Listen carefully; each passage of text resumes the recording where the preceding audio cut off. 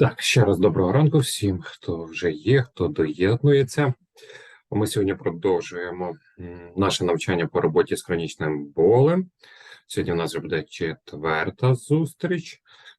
Матеріал свіжий знову є, ще вночі Оля доперекладала, так що буде ще додатковий матеріал, такий, що ви потім зможете мати як певну таку опору і підтримку для себе. Протягом цього вебінару якраз ми його скинемо в чат, тобто він у вас буде в чаті в Телеграмі, і ви зможете ним користуватися. З перекладу, як нас завжди робить Ольга, передаємо слово Марку. Ага, Марк знов вилетів, знову вимикається. Так. Вже є знов з нами ніби. Марк.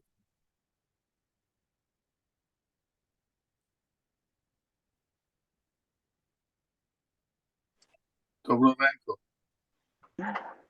Доброго. Good morning. Good morning. Now we can start. I'm ready. I'm ready. Okay.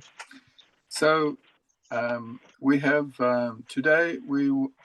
I will begin by saying that we have covered now a lot of things about EMDR and the case conceptualization and the different kinds of targets, the desensitization, and the some things like how to use audio, bilateral stimulation. І перш ніж почнемо, хочу нагадати, що ми з вами розібрали вже дуже багато тем, які стосуються EMDR, також говорили про концептуалізацію випадку, розібрали різні типи мішеней, говорили про десенсибілізацію, також говорили про використання аудіобілатеральної стимуляції. And we've talked a bit about resourcing and some techniques like the pain container and the wildcard resourcing technique. Some other strategies that you can do to help clients when they are stuck in the processing, and some adjunctive strategies like imagery and hypnosis. Також говорили про різні типи ресурсів, які ми можемо надавати клієнту. Також говорили про мішень, про техніку ресурсів Джокер. Також говорили про те, як допомогти клієнту, якщо процес застряв в якомусь моменті. Також говорили про деякі такі ніжні техніки, як образ або застосування ще інших уявних моментів. And we have talked a little bit about dissociation and pain, and how dissociation is the mechanism by which trauma maintains physical symptoms such as pain. І також ми говорили трохи про дисоціацію і про те, як дисоціація з болем співставляється, і говорили про те, що дисоціація – це є певний процес, за допомогою якого наше тіло підтримує цей біль. And today we are going to learn more about how to treat medically unexplained pain that is being maintained by dissociation. І сьогодні ми більше поговоримо про те, як лікувати медично непояснювальний біль, який підтримується дисоціацією. We will be looking at this through a couple of cases. One is of a woman who has a kind of a complete split between her mind and her body as a way of coping with trauma. І також розглянемо сьогодні ще декілька прикладів випадку. Зокрема, випадок жінки, у якої було повне розщеплення між тілом та розумом внаслідок травми. Another case we'll be looking at involves a young man who has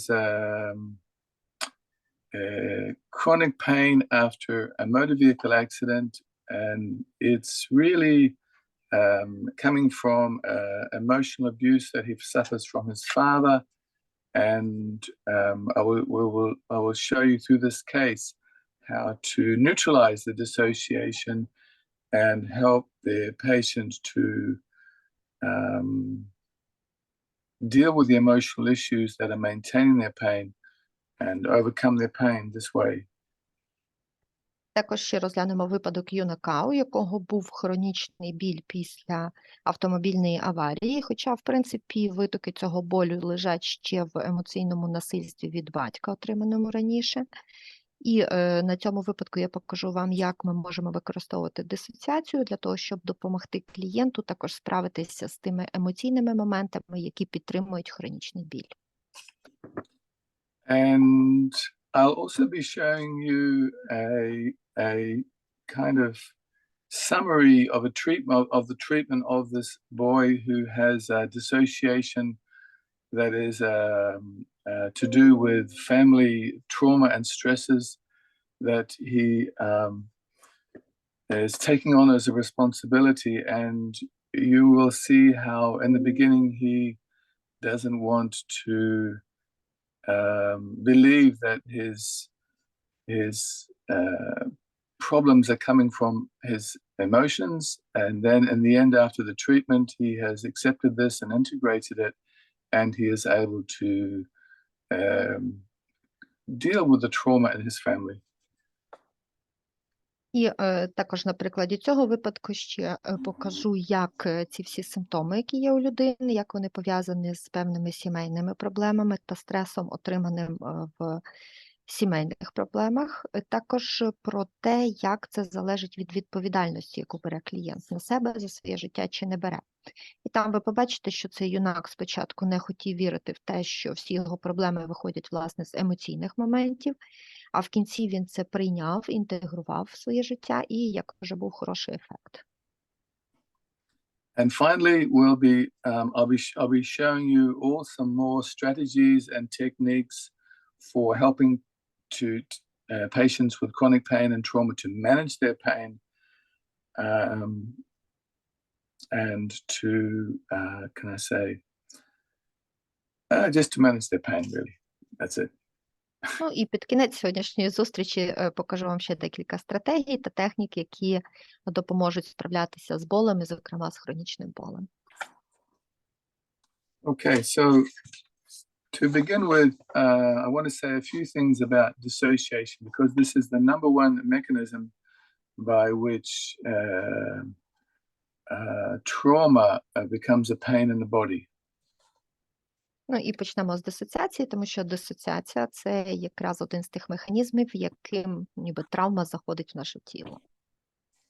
So as I've said before, dissociation is when the patient splits off between their experience and their thoughts and their feelings in response to an overwhelming, can be a single trauma or multiple trauma or emotional abuse or neglect in childhood. Ну, як я вже казав раніше, дисоціація у нас виникає тоді, коли виникає повне розщеплення між певним досвідом, який є в людини, між її відчуттями, думками, почуттями. Тобто тоді, коли відповідь людини на якісь надзвичайні обставини є надзвичайною такою приголомшливою, перевершуючою здатності людини. Це може бути відповідь як на одиночну травму, так і як на множинну травму. People who dissociate because they have no one to turn to, and people who dissociate are people who tend to be more hypnotizable in their personality. Ну, і зазвичай люди дисоціюють, тому що їм в цілому немає на кого покластися, і також люди, які в дисоціації, вони більш гіпнабельні, тобто легше піддаються гіпнозу. So when a child has a hypnotizable personality and they experience physical or sexual abuse or emotional neglect or abuse, the chances of dissociating are very high. Ну, зокрема, якщо дитина має досить таку гіпнабельну особистість і також стикається в житті з сексуальним або фізичним насильством, або нехтуванням в ранньому дитинстві, то у такої дитини надзвичайно високі шанси потім дисоціювати. In fact, the research shows that children, when they are faced with traumatic events, tend to dissociate rather than develop PTSD. І, зокрема, дослідження показали, що діти, які стикаються з травмою, вони швидше будуть дисоціювати, ніж в них розвинеться ПТСР. And this is what leads to the production of physical symptoms such as pain, because their children are unable to express their emotions.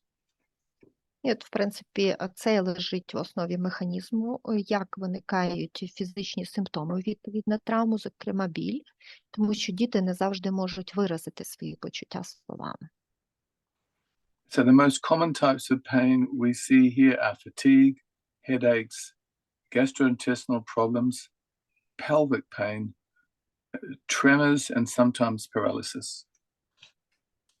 І тому найрозповсюдженішими типами болю це є хронічне виснаження, головні болі, проблеми з шлунково-кишковим трактом, тазові болі, тремор і іноді навіть параліч або парез, частковий параліч. We should remember that conversion, when emotional symptoms become physical pain, is not the same as dissociation. Dissociation is a splitting, a division, a lack of integration. Ну і також ще варто пам'ятати, що конверсія, тобто коли емоційний біль перетворюється в фізичний біль, це зовсім інше, ніж дисоціація. Тому що дисоціація – це, власне, коли відбувається розщеплення, повний розділ на частини, розщеплення між фізичним і ментальним людини. So in the treatment of these patients, the number one focus is to help them to connect with the feelings that they couldn't express at the time in a safe way and bring their dissociative responses into consciousness under conditions of safety. І тому основні моменти в терапії таких станів – це є зосередитись на тому, щоб відновити зв'язок людини з певними почуттями, емоціями, які не могли бути виражені в якийсь певний момент, перевести їх в свідоме людини і потім уже у свідомому стані поєднати ці емоції з тою подією, яка їх викликала. So the target of therapy is not so much the memory of the event as it is the dissociative processes that the client has employed to manage the event, but are maintaining their current symptoms. Тому мішенню тут буде не власне спогади про якусь травмуючу подію, а той процес дисоціації, тобто той процес розщеплення, який ніби допомагав людині справитися з тою травмуючою подією. So can we have the slides, please, Ola? Дякую. Thank you, Dr. Jaco. Будь ласка.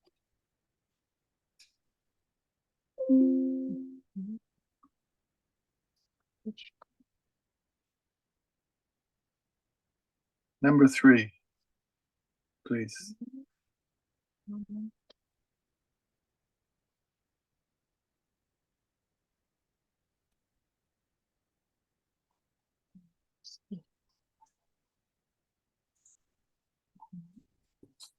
So maybe some of you have seen this before, some of you have not, but this case is a good example of someone who has suffered a trauma. It was a rape, and dealt with that by dissociating. She says, "I divorced my body." And now she has some symptoms of pain like headaches and fatigue, high blood pressure. Sometimes she has fainting. And there is also some history of childhood emotional abuse.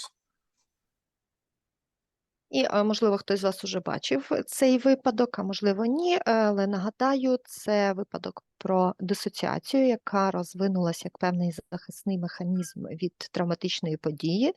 Тут було зґвалтування, далі відбувся процес дисоціації, розщеплення.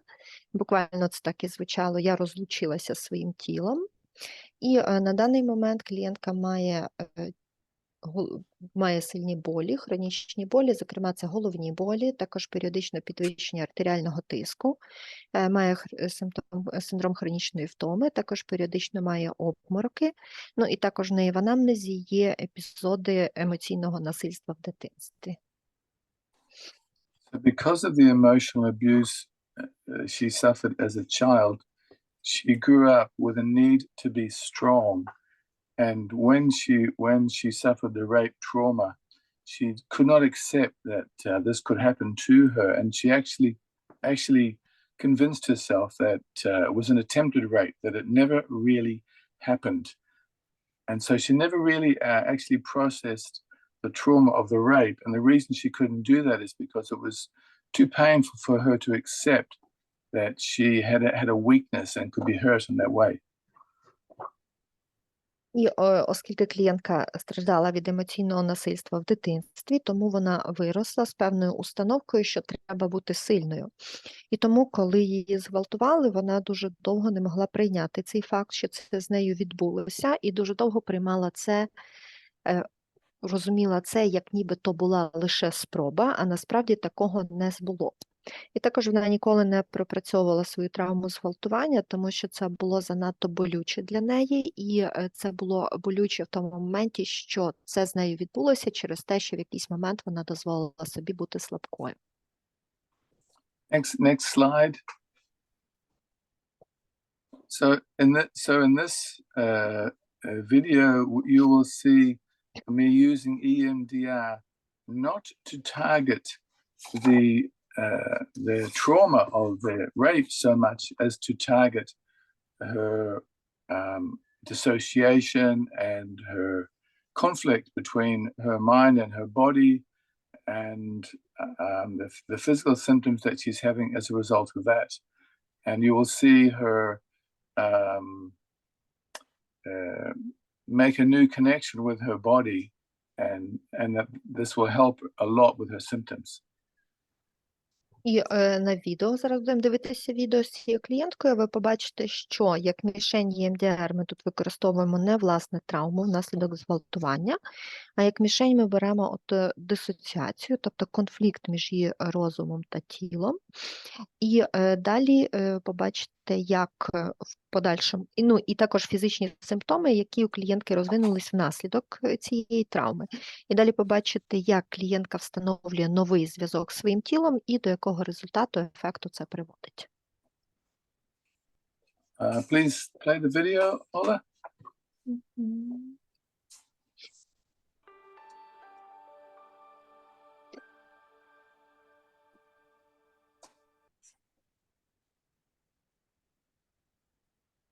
It sounds to me like there is a split between Eugenia's mind and her body, and some conflict. Ніби є якесь певне розщеплення у вас між тілом та розумом і певний конфлікт між ними. Так, і в мене таке питання, воно якось саме виникло, коли ж це ми тут розійшлися з ним, з цим тілом, і перше, це таке, можливо, раніше, але таке тотальне, хочу сказати, розлучення було, коли було зґвалтування.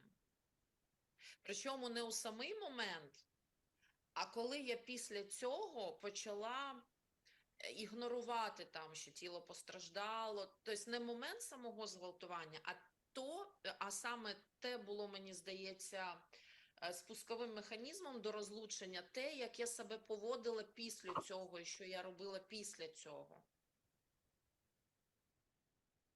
So, and many, can I say, Eugenia's mind and body split from each other to help her cope with the pain of the rape. Тобто ваш розум і тіло, вони розійшлися в різні сторони, між ними відбувся розкол, і це було задля того, щоб захистити вас від усвідомлення, що вас зґвалтували, що ваше тіло постраждало. Так, тому що я знецінила, я на слідуючий день, це відбулося там, умовно, там вночі, фактично вранці, так, там 4-5 годин ранку. І я вже на слідуючий день, як нічого не відбулося, там замазала синяки, тому що окрім зґвалтування мене сильно побили, мені якось треба було вийти, і я усім показувала, що зі мною все ок, там, своїй компанії, своєму хлопцеві, там, своїм батькам. Тому я не отримала не підтримку, тому що я показала, що мені вона не потрібна, і ви що, це там оці якісь жінки, з якими це трапляється, це вони там якось, там, я не знаю, після цього не можуть нормально жити, а я можу, в мене нічого не змінилося. Я хотіла сказати так усьому світові, що це не вплине на мене. Це ніяк на мене не вплине, я буду все одно далі жити так, як я хочу. Але це вплинуло на мене, і це факт. Але це я не хотіла помічати, і я це ігнорувала. Мені хотілося сказати, я сильніша за це. Але... І фактично десь майже 15 років я це називала спробою зґвалтування. І я в це свято вірила, що то була спроба, і у людини нічого не вийшло, яка це робила. Тому що це була серія зґвалтувань у нас в городі, і інші жінки, які постраждали, в них було гірше, ніж у мене. І це давало моїй цій нарцисичній частині якусь унікальність, і це дозволило мені сказати, що це спроба зґвалтування. І я вірила в те, що я впоралась, те, що там нічого не вийшло. І от тільки десь декілька років тому я могла сказати словами через рот, тілом, що мене зґвалтували, а не була спроба зґвалтування.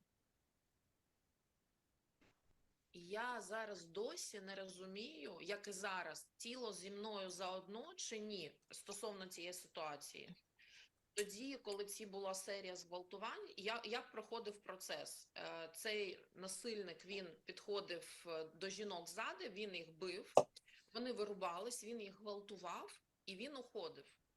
Але моє тіло не виробилось, тому я переживала це жахіття, і я боролась до кінця. І тому в мене не є розуміння, що б для мене було краще, щоб моє тіло виробилось і це сталося, і я могла далі, не знаю, що б зі мною було, я не знаю цей сценарій. Чи краще те, що моє тіло було в розумінні того, що відбувається, воно проявляло силу, але ми були побиті, я знаю кожну секунду того, що відбувалось. І я зараз розумію, що в мене там є нерозуміння. Тіло зі мною, це я зараз, мабуть, не розумію. Не тому, що ми окреслення, я зараз не розумію, тіло зі мною чи тіло не зі мною. В мене зараз стоїть це питання. Мабуть, це буде так звучати зараз. В мене досі немає... Уточню, тіло зі мною ви маєте на увазі, тіло мій союзник чи тіло присутнє разом зі мною? Так, це ми почали з того, що на моїй стороні. А я розумію, що я окремо, тому що я боюся, я не розумію, воно мій союзник чи ні, і це я тримаюся окремо, це мій вибір. I would like to do some EMDR now on this question. І на цьому питанні я би хотів зробити вам трошки EMDR. I'm sorry, I will switch off my video because I see that I have low internet and I'm afraid that I will stop. Okay. So I'm here, but without camera. Okay. Трошки виключу камеру, бо бачу, що в мене інтернет низький, то щоб я не висла. So Eugenia, can you just think of what you just said? Is my body my friend or my ally? Євгенія, подумайте зараз над цим питанням, чи моє тіло зі мною, чи моє тіло мій союзник, і слідкуйте за ручкою. Що відмічаєте зараз? Що відчуваєте зараз? Ну, я відчуваю, що тіло тут. Я прям бачу, як я однією рукою прям тримаюсь за іншу руку. Я прям тримаюсь з рукою за руку.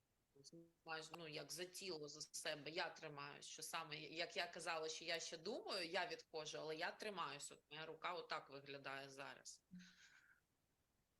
Just think of that. Тоді думайте про це, що ви тримаєтесь, і дивіться на ручку. And see what comes next.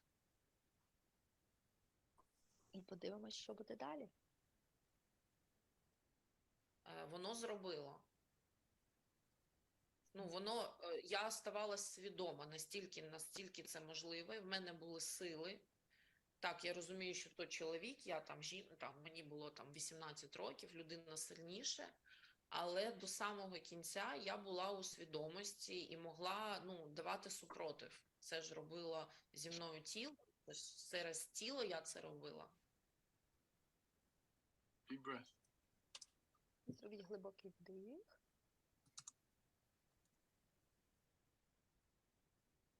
What is happening now? Що відчуваєте зараз? Що відбувається зараз? Ну, там біля цієї Жені, біля мене, там 3-4 дуже багато мами. Before we finish, I would just like to ask one question. А перш ніж завершимо, хочу ще задати одне питання. Can Eugenia think of when she was raped now, and the question is my body, my friend, and tell me how that feels when she thinks of that now. Чи можете ви зараз, будь ласка, подумати про той момент, коли вас зґвалтували, і оце питання, чи моє тіло є моїм союзником, і що ви відчуваєте з цього приводу зараз?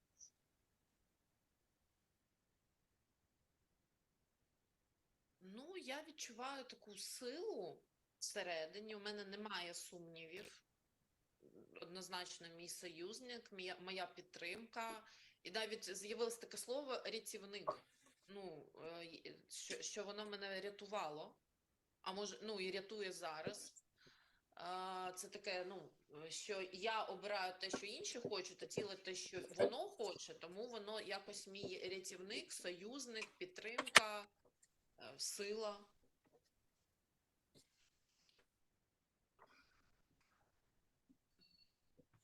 Notice what she feels in her body now. Скажіть, будь ласка, що ви відчуваєте в тілі зараз? Якось я в тілі. От хочеться сказати, я в тілі тут і зараз. Прямо на 100%. I feel like I'm in my body. I'm embodied and I'm here and now by 100%.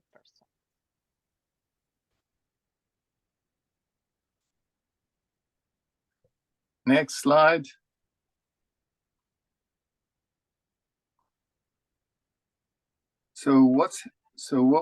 What's happening in this slide, in this video, in this treatment, is that we're not targeting the trauma or even the pain. We are targeting her disconnection between her mind and her body. Is my body my friend?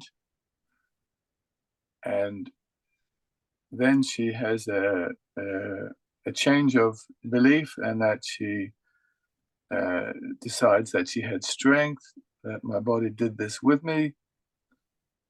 And then I make a kind of somatic interweave to ask her to pay attention to where she feels that in her body, and the belief becomes stronger, and she believes my body saved me, and she really becomes more integrated in her body, and we can predict that this will lead to better health, less fatigue, less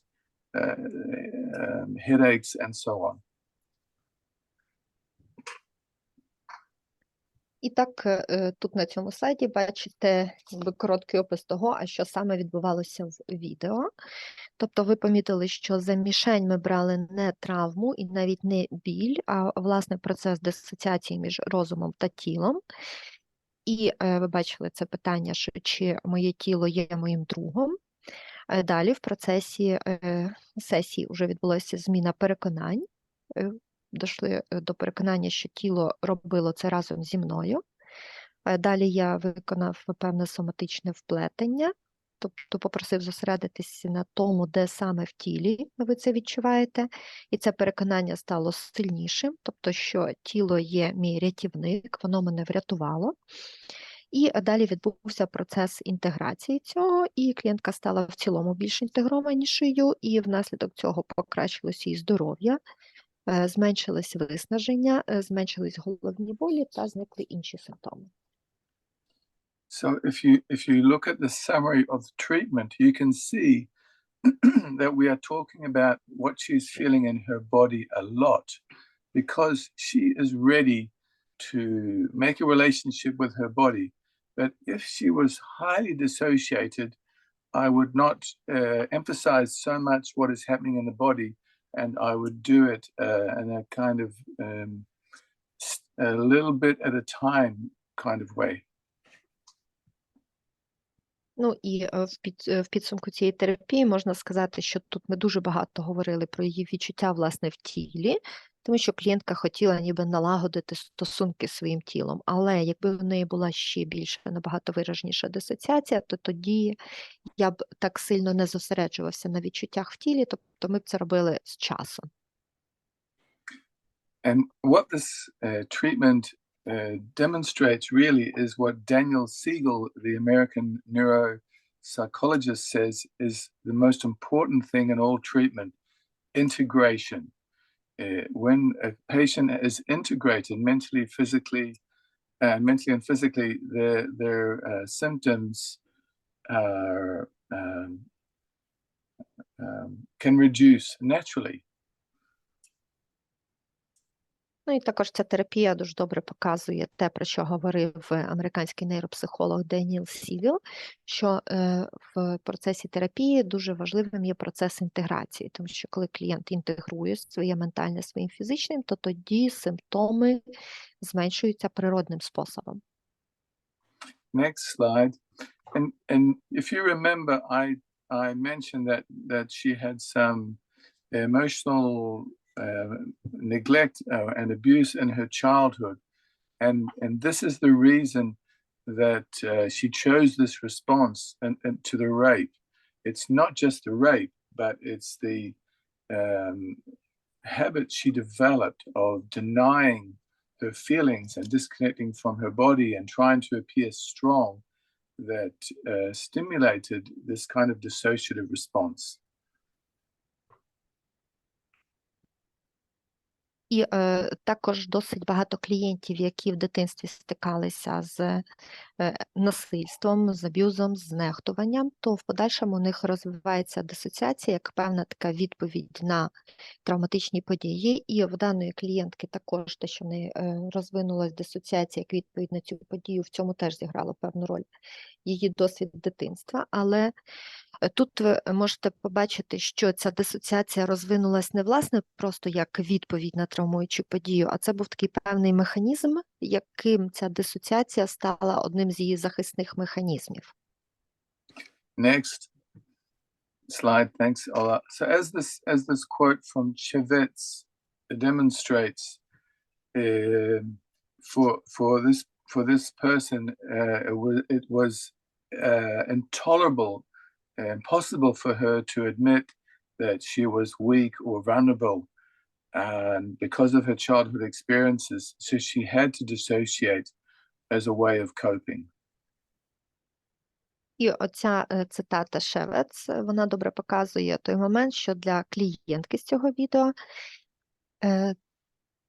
дисоціація розвинулася внаслідок того, що той її травматичний досвід, він був для неї певними неможливими, невиносимими відчуттями, тому що і не, власне, через момент зґвалтування, а через ту її слабкість, вразливість, що вона не могла собі дозволити через той негативний дитячий досвід, який в неї був.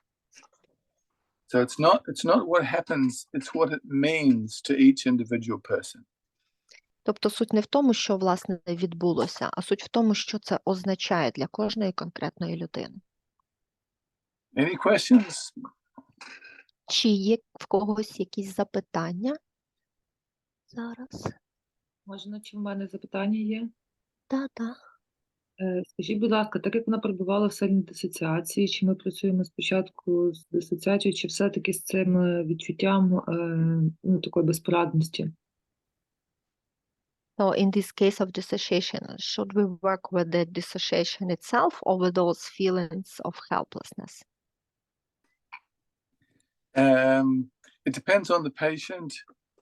In this case, she was ready to work with the dissociation, because dissociation means that a person cannot tolerate the feelings associated with the trauma. So if there is dissociation, you have to be careful about working with feelings of helplessness. Ну, це дуже залежить від клієнтки і, в принципі, головною, чому людина стає готовою до дисоціації, це тому, що ті відчуття, пов'язані з травмою, вони є для неї невиносимими. Людина розуміє, що вона їх не витримає, тому відбувається це розщеплення. Тому я би рекомендувала бути досить обережним, працюючи з відчуттям безпорадності, пов'язаним саме з травмою.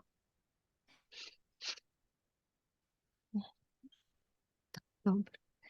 Ви отримали відповідь на своє питання, так? Ну, так.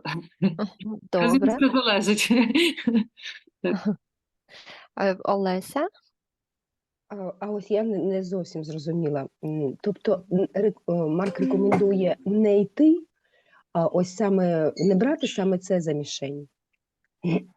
Ось цю безпорадність, не брати її за мішень. Правильно я зрозуміла? Ну, що він мав на увазі. So, Mark, if I understood you right, so you recommend not to take the helplessness as a target? No.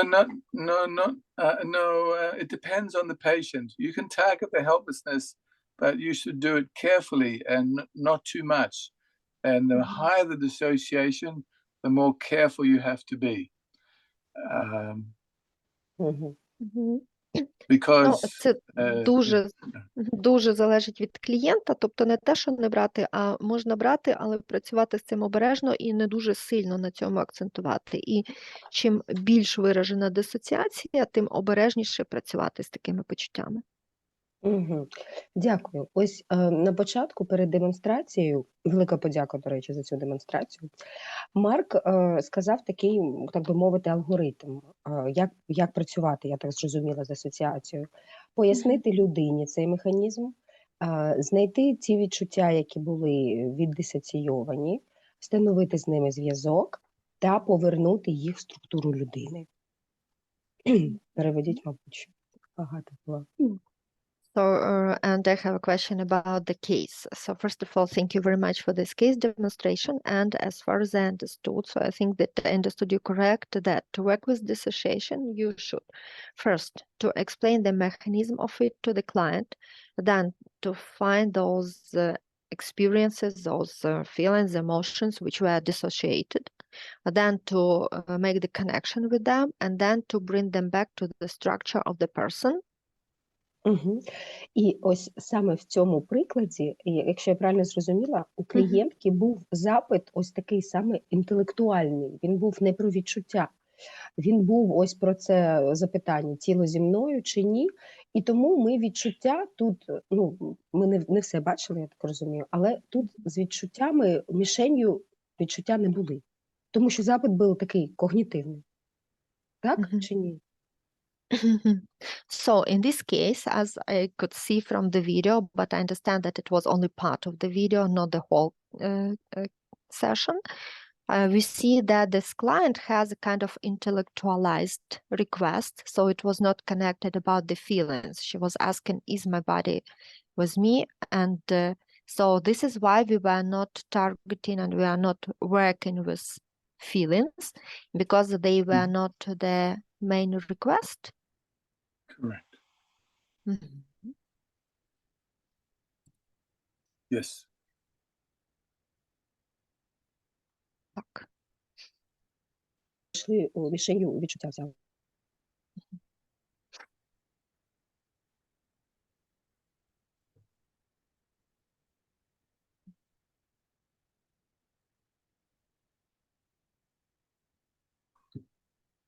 No more questions, Ola?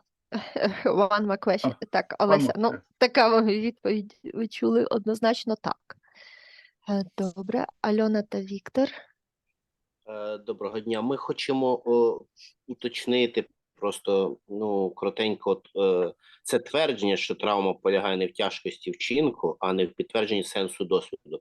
Власне, це десь йдеться про те, що ця травма, той досвід травми, він непереносимий для людини, по класиці, мабуть, непереносимий для людини, для його нинішнього досвіду.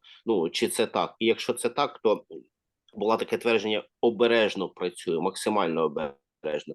Максимально обережно як? Максимально обережно. Дякую. So we have a question about this quotation. So to that trauma, it's not about the heavy of the fact of the deed, but about this this meaning of the experience. So if it is like this, so does it connect with the previous sentences that I hear that it is about the experience itself, which it is unbearable for this person, which is unbearable and intolerable to the present experience of the person. And if it is like this, and you're told that we should work carefully, maximum carefully. So how is it to work carefully, maximum carefully? So this patient, first of all, this patient is for her, the meaning of the event is intolerable because it means that she was weak and helpless and not in control. But really, she is quite an intelligent, strong person, so she can cope with a certain amount of exposure to her feelings that someone who was more dissociated, we would have to be more careful. Конкретно для цієї клієнтки тут дійсно значення її оцього досвіду зґвалтування було в тому, що саме для неї воно було невиносимим, непереносимим, через те, що в той момент вона була слабкою, безпорадною і не контролювала ситуацію. Саме факт того, що вона стала такою. Але сама вона досить розумна, досить сильна, і так вона може справлятися з певною експозицією, тобто з певним переживанням, дотиком до своїх певних почуттів. Але якби клієнтка була в більшому ступеню дисоціації, то тут ми би працювали обережніше. So, for example, if she had come to see me 5 years before, when she was more dissociated and more avoidant of her feelings about the rape, I might have spent a lot more time in treatment, making some safe place, some affect regulation, some ego state work before doing EMDR. Але якби вона прийшла до мене 5 років тому, коли вона була більш дисоційована і коли в неї було більше уникання відчуттів, пов'язаних з фактом зґвалтування, тоді я би витратив більше часу з нею на напрацювання стабілізації, на напрацювання безпечного місця, на напрацювання саморегуляції та на роботу з частками его.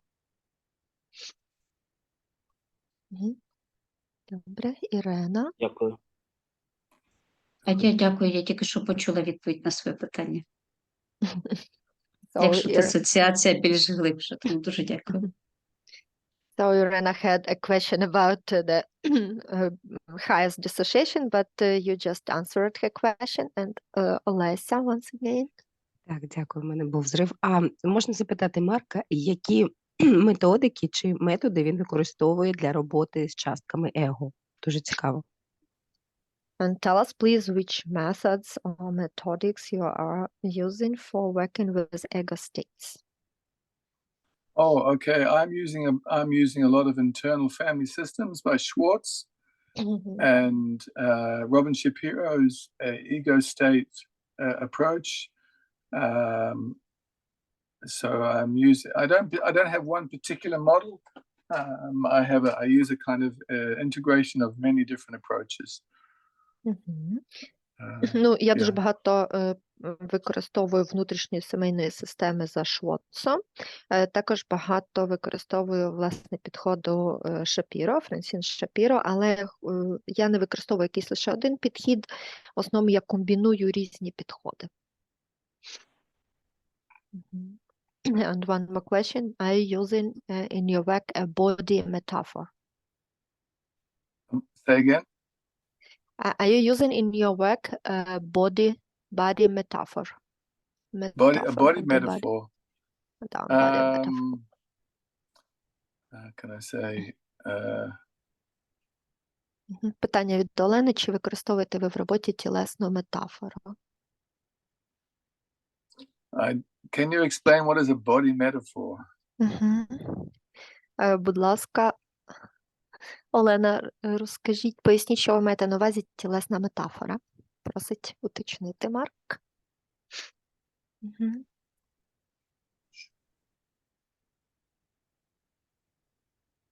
Тілесна метафора, тобто робота з уявою клієнта, щоб він уявив, де в його тілі,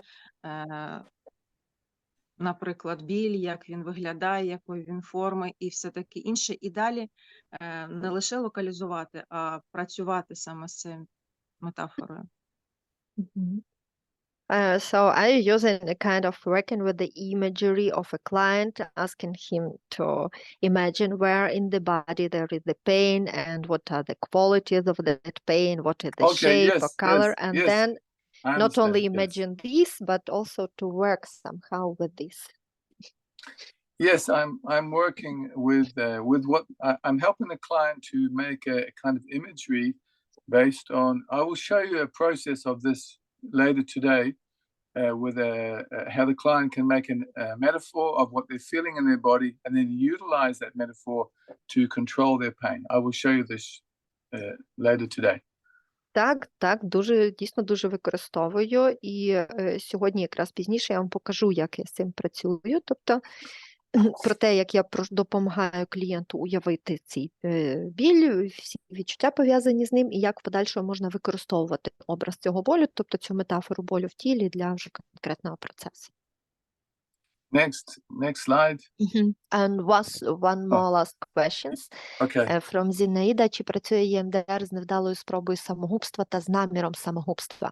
Can we utilize EMDR working with suicidal attempts and suicidal ideations?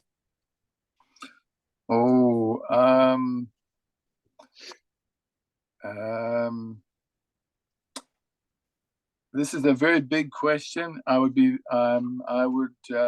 be very careful using EMDR with this population. And to be honest, I don't have a lot of experience with suicidal people.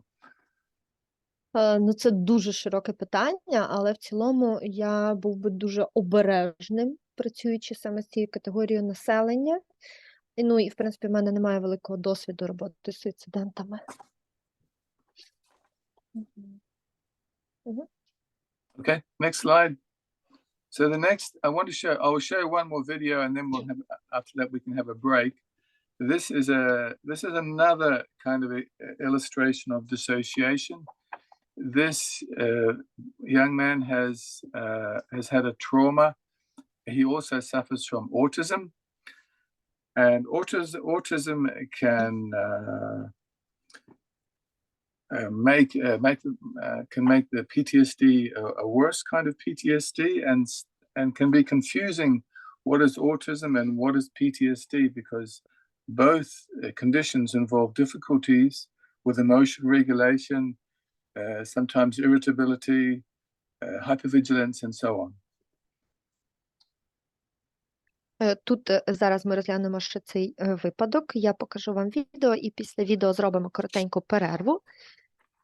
І в цьому випадку ми розглянемо юнака, у якого розвилась дисоціація внаслідок травми. Але окрім того, що він постраждав від травми, в нього ще аутизм. А аутизм – це те, що робить ПТСР ще гіршим варіантом ПТСР, тому що досить легко іноді сплутати якісь прояви аутизму та ПТСР, тому що і то, і те дає нам складнощі з емоційною регуляцією, підвищену дратівливість, підвищену настороженість та інше. Some individuals who are like a high functioning or autistic, which this one is, when they are traumatized, they have a strong pressure to appear normal, as though nothing has happened. A bit like the lady in the last video. But the number one trauma for this young man is not the car accident, but the emotional abuse he has from his father. Ну і люди з високофункціональним аутизмом, наприклад, як оцей юнак, то вони можуть також під величезним власним внутрішнім тиском, але намагатися нормалізувати ситуацію і вдавати, що нічого не сталося. В принципі, це дещо схоже із пані з попереднього відео, але для цього юнака травмою номер 1, в принципі, була не власне аварія, а те емоційне насильство, яке він пережив від батька в дитинстві. So in this case, the patient developed a medically unexplained leg pain following a car accident where his father was driving and fell asleep. And the doctors cannot find any explanation for the pain. But it really is the case that he feels traumatized by his father, who abuses him because of his autism, which he thinks is just misbehavior, and also he's a homosexual. І у цього юнака внаслідок аварії розвинувся хронічний біль в нозі, а аварія відбулась тому, що батько заснув за рулем. Далі з часом лікарі вже не могли ніяк пояснити цей біль в нозі. І, в принципі, основною травмою у цього юнака була травма, отримана в дитинстві від емоційного насильства від батька, тому що батько вважав, що аутизм – це є просто погана поведінка хлопця, ну і плюс хлопець ще є гомосексуальним. So the leg pain is truly a conversion disorder because it is a somatic manifestation of his inability to express himself to his father. І оці симптоми в нозі – це є чисті прояви конверсійного розладу, тому що цей хлопець був неспроможний виразити свої емоції до батька. And so this is what the treatment is about. І от саме про це і буде терапія. Please show the video. Please show the video now, Ola. Ага. Так, читаю ваш в чаті прохання. Ну, там на тому відео, звук в самому відео був максимальний, може, пробуйте. Ну, на цьому зроблю сильніше. І ще, будь ласка, якщо щось таке, то кажіть усно, будь ласка, бо зараз бачу, що я сама, і я не можу і чат читати, і тут бути зосередженою.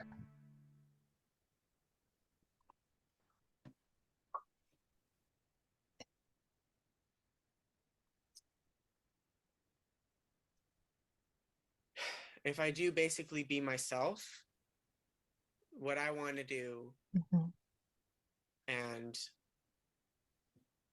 basically be myself in everything, my thoughts, the way I act and all these things, that will make my parents upset. Якби я завжди був тим, ким я є, і робив тільки те, що я дійсно хотів би, я б дуже засмучував батьків. Маму то трошки. And some things like with choices I may make. Not that I want to make bad choices, but I know like some bad choices like I don't know. I'm not even ever going to do this, but like drugs, alcohol. Тобто якісь погані Anything like that. That's the only thing that would disappoint her. Погані вибори мої, там алкоголь чи наркотики, маму би засмутили But I дуже. feel like there's so much more that I could do to disappoint my father. Але я відчуваю, що набагато більше я засмутив би свого батька своїми виборами. So there's a part, you don't want to disappoint your dad. Тобто ви не хочете засмутити I'm at, батька, I'm at a point where I don't know розчарувати. if I care. Не знаю, я не знаю, чи мене дійсно це турбує. And I've been in this thought since before the pain has been here. Я про це не I думав, don't відколи care маю about біль. my relationship with him. Мені зараз байдуже на мої стосунки з батьком. And so I don't want to worry about it. І я не хочу навіть I can only переживати do за what них. I can do, but if he doesn't shape up, then nothing will І get я better. собі роблю, що роблю, але And якщо that's це kind of the його state засмучує, то це I'm все одно kind of ніяк in не for a while. покращить. Це собі так є і так. And as much as I totally agree with that state, I feel like the leg pain is here because of that. І чим більше я погоджуюсь сам з собою в цих ствердженнях, тим більше And as я much as I розумію, want що to be моя like біль в him, нозі саме через це. you don't need his approval to fix this. You can basically be yourself. And Так як собі сам whatever кажу, and all that що stuff. ти тут не для того, щоб батько I don't know why, but I feel like схвалював that's всі not твої it. дії, ти просто собі є. Я не знаю, як з цим And справлятися. that I can't do that for some reason with this one. And I get angry because Але я також не завжди можу, I can't якби, try harder з цим in бути. this relationship.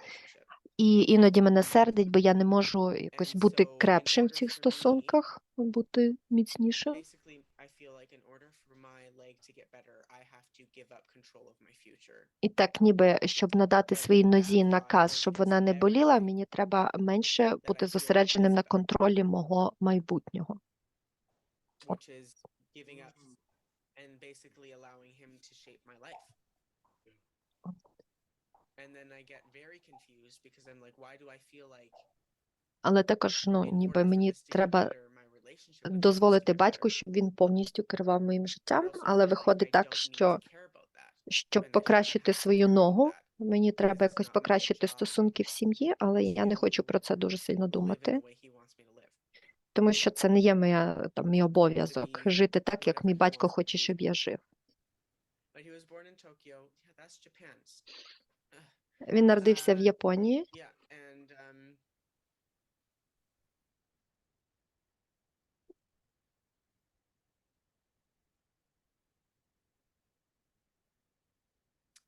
Japanese culture with fathers and sons is awful. а японська культура стосунків між синами та батьками, вона And жахлива. so this is a lot of generational trauma. І це також травма багатьох поколінь. Even though I'm not biologically Japanese, it has been Хоча ingrained in біологічно my я family не for японець, generations. але це поколіннями інтегрувалося в And, мою сім'ю. which is maybe why there's a piece of that vision I had І, можливо, when це I лише told myself, when my частина older self моїх looked at me and поглядів told на myself it життя. was all worth it. Maybe it could be addressing that generational trauma. І я просто сам собі іноді кажу, що чи воно того варте, і, можливо, все ж таки іноді було б добре, щоб припинити оцю And травму поколінь. I think that has a lot of value to it. І я думаю, що це також має I think дуже that велике might be what it значення. is. But when you talk about me subconsciously protecting my father from something, Але також іноді я думаю про те, що я the підсвідомо reason why I намагаюся think it's my marriage, за- or not my marriage, my parents' захистити marriage свого батька від чогось. is because Я роздумую над шлюбом своїх because батьків. I feel like if my mom Це так, ніби моя мама knew з- about the trauma that he's passing down on me, знала про ті травми, які then батько she передає wouldn't мені. want to have anything to do with him.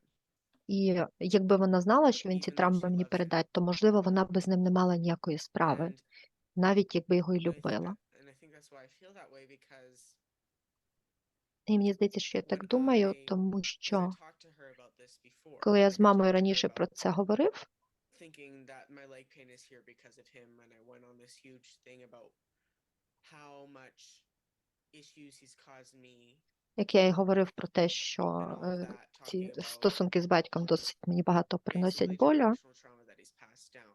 про те, що там дуже багато є травми поколінь, які він передає мені, то я бачив, як змінюється мова тіла мами, так ніби вона турбується про свого сина, але при цьому задумується над своїми реакціями.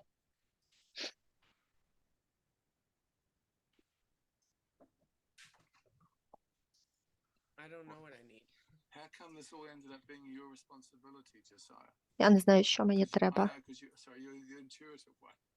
I suppose that's what you're going to say. Як так стало, що ви на себе взяли відповідальність за все це? How is it okay if I ask you a question, or you just need time to think? I don't want to interrupt your process. How old is the part of you that feels responsible for everyone else feel like he is, Josiah? Sorry, can you repeat that? Yeah, you said I'm responsible for everyone. I wanted to know when you said that, how old does that part of you feel? Ви сказали, що ви почуваєтесь відповідальним за всіх, а скільки років от тій вашій частині, яка почувається відповідальною за всіх? Вік. Don't think about it, just say a number. Okay, 1, 2, 3, 4. 4. He's 4. 4. Yeah. 1, 2, 3, It's 4. pretty young, but it can start at that age. 4 – це такий I want you дуже to know that молодий вік, 4-year-old, але це I want могло you to close your eyes початися в and тому see that віці. 4-year-old. А розкажіть, який ви, яким ви себе Okay, бачите в 4 роки? Is this okay to do? So see your 4-year-old self, Josiah. Notice where he is. Побачте себе в Notice what 4 he's роки. doing. Notice how he's feeling. Notice the expression on his face. Як цей хлопчик виглядає, що він робить, який в нього зараз вираз обличчя. Just nod when you've got it. І коли побачите цей образ, то скажете. You don't have, yeah. Is he alone? Is he scared? Is something bad happening? Is Оцей he хлопчик, він самотній, він наляканий, з ним щось сталося. Каже, я не Who's знаю. with him? What's happening? He is being pulled to the side in his house. And having a huge, a long talk to by his father Він, about how he's supposed to be the protector. він зараз вдома, і в нього дуже великий, в нього така складна довга розмова з батьком про те, що він має бути захисником свого дому, що він повинен всіх захищати, ніколи не сваритися з братами та сестрами, і що свої потреби треба відкладати, а на перше ставити потреби інших людей, бо я повинен всіх захищати. І зосередитись на тому, як це відчувається.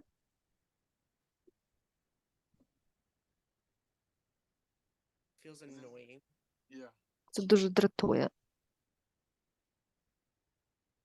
Do you think that's appropriate for a 4-year-old to have to А ви думаєте, що це have that responsibility? підходить для 4-річної дитини мати аж стільки відповідальності?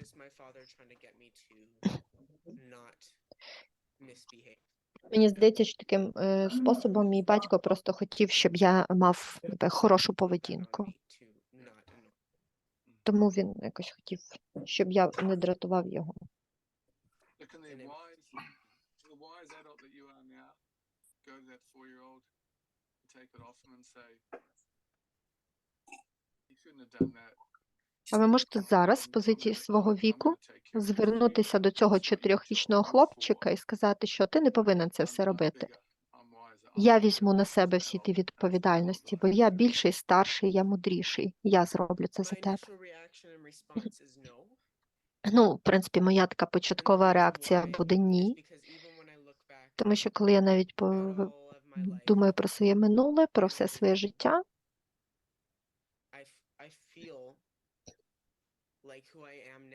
то я відчуваю себе, що все це спрацювало, щоб я став таким, яким я є зараз.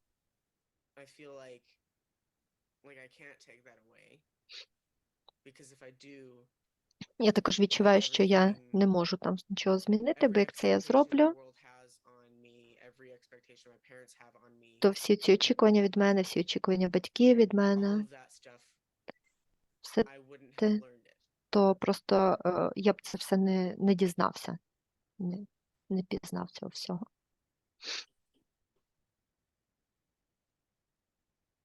Do Якщо ти хочеш бути захисником, то ти можеш не бути, але ж не 4-річна дитина, бо для 4-річного це трошки забагато. Then I could say, yes, I can do that. Ну, тоді можу сказати так, можу.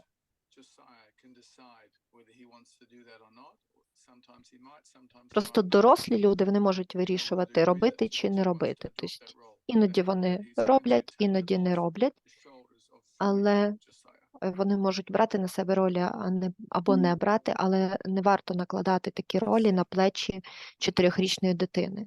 Зараз я почуваюся просто хворим.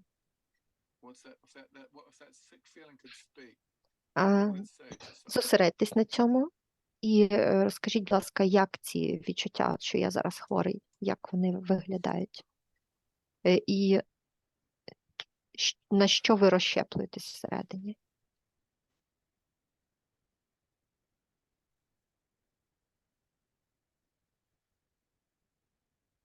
I would say, like, I don't know why this is coming to my mind. Я б сказав, I don't feel like it makes any sense. не знаю, чому But це sickness так is, подумалось. like, literally saying, Це like, ніби I don't know if I can. безсмислено, але оце «я хворий» – це так буквально звучить «я не знаю, чи я можу». І про це думайте і дивіться на ручку. Думайте про ту хворість, хворобу.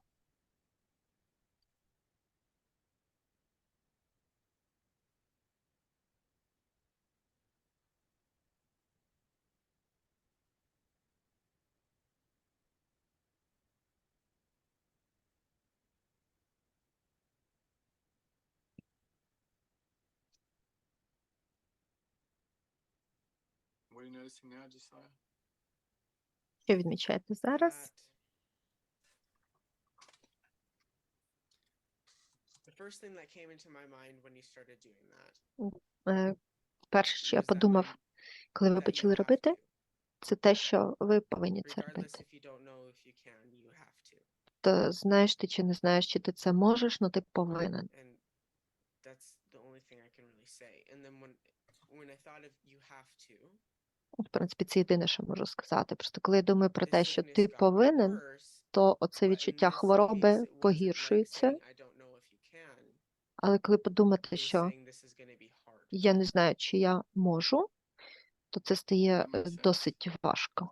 And if you're gonna do this, you're gonna have to accept that it's gonna be really hard. От, і, тобто, якщо ти One of повинен, the hardest things то that буде важко will це ever робити. do. Але якщо ти приймаєш And then I get той the факт, fear що from that. ти Like, повинен I don't щось know if I зробити, can. то тоді, значить, ти паралельно і приймаєш But той you факт, have to. що це може бути важко.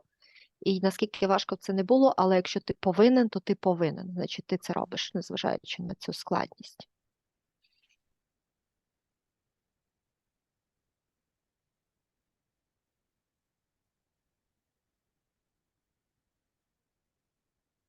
So today we've really covered those insights you had about not having a leg to stand on, you know, being about the relationship with your father, keeping the marriage going. Сьогодні ми багато з вами говорили про стосунки ваші з батьками, про їхній шлюб, про те, яку роль ви в тому граєте, про те, як ви намагаєтесь справлятися з проблемами, про відповідальність, які ролі ви на себе берете. Також про те, що ви любите Ісуса і трошки на нього покладаєте певні моменти батьківської фігури. Також про те, що сьогодні ви отримали певне відчуття оновленості себе, якоїсь новизни. Також ми говорили про те, що іноді можна відпускати якісь речі. І про те, що ви, можливо, можете не сильно перейматися думкою батька про вас, але ви все одно маєте дуже багато відповідальності за інших. Також ви розказали, що коли вам було 4 роки, то вам тоді дали цю відповідальність, і що зараз ви розумієте, що якщо є якісь речі, які ви повинні робити, то вони можуть бути важкими. Що ви зараз про це думаєте? Думаю, що я просто повинен все озвучувати, не фільтруючи, не намагатися батька захистити, а просто батьку розказати, сказати про те, наскільки я серджусь на все це, що and just letting the відбувається. consequences of that happen. І просто хай стануться ті наслідки, які вже Not trying to стануться, protect anything. щоб не намагатися нікого захистити. I think that's what I need to do. Я думаю, що от саме це мені треба. Next slide. And next, and next. Keep going. Keep going. And next. And next. Don't show the video. That's this one. Just stop there. Thank you. So I'll just quickly explain. In the end, the treatment was, after this work, he had a kind of confrontation. He spoke to he said what he felt to his father, and his father apologized, and he really felt much happier and less responsible for the family and more at peace with himself. And his pain went down by about 50%. And he became more hopeful that his pain would eventually go away, but that would take time. Ну і тут на схемі можете подивитися ніби схему того, що відбувалося на відео, а так ще хочу сказати, що після цього всього у цього клієнта виникла певна конфронтація з батьком. Він просто висказав батьку все, що він думає про цю ситуацію. Батько після цього вибачився, і клієнт, власне, після цього став почуватися набагато щасливіше. Він став почуватися менш відповідальним за сім'ю і примирився з собою. Також біль його знизилась десь на 50%, але також у клієнта набагато збільшилась надія на те, що біль зникне, але з часом. Would people like to take a break? Що, зробимо коротку перерву? Хочете перерву? Підніміть руку, хто хоче перерву. Yes. How long? 10 minutes? 10? Okay. Whatever. Добре, тоді 10 хвилин перерви. Зараз що у нас 10:20 до 10:30.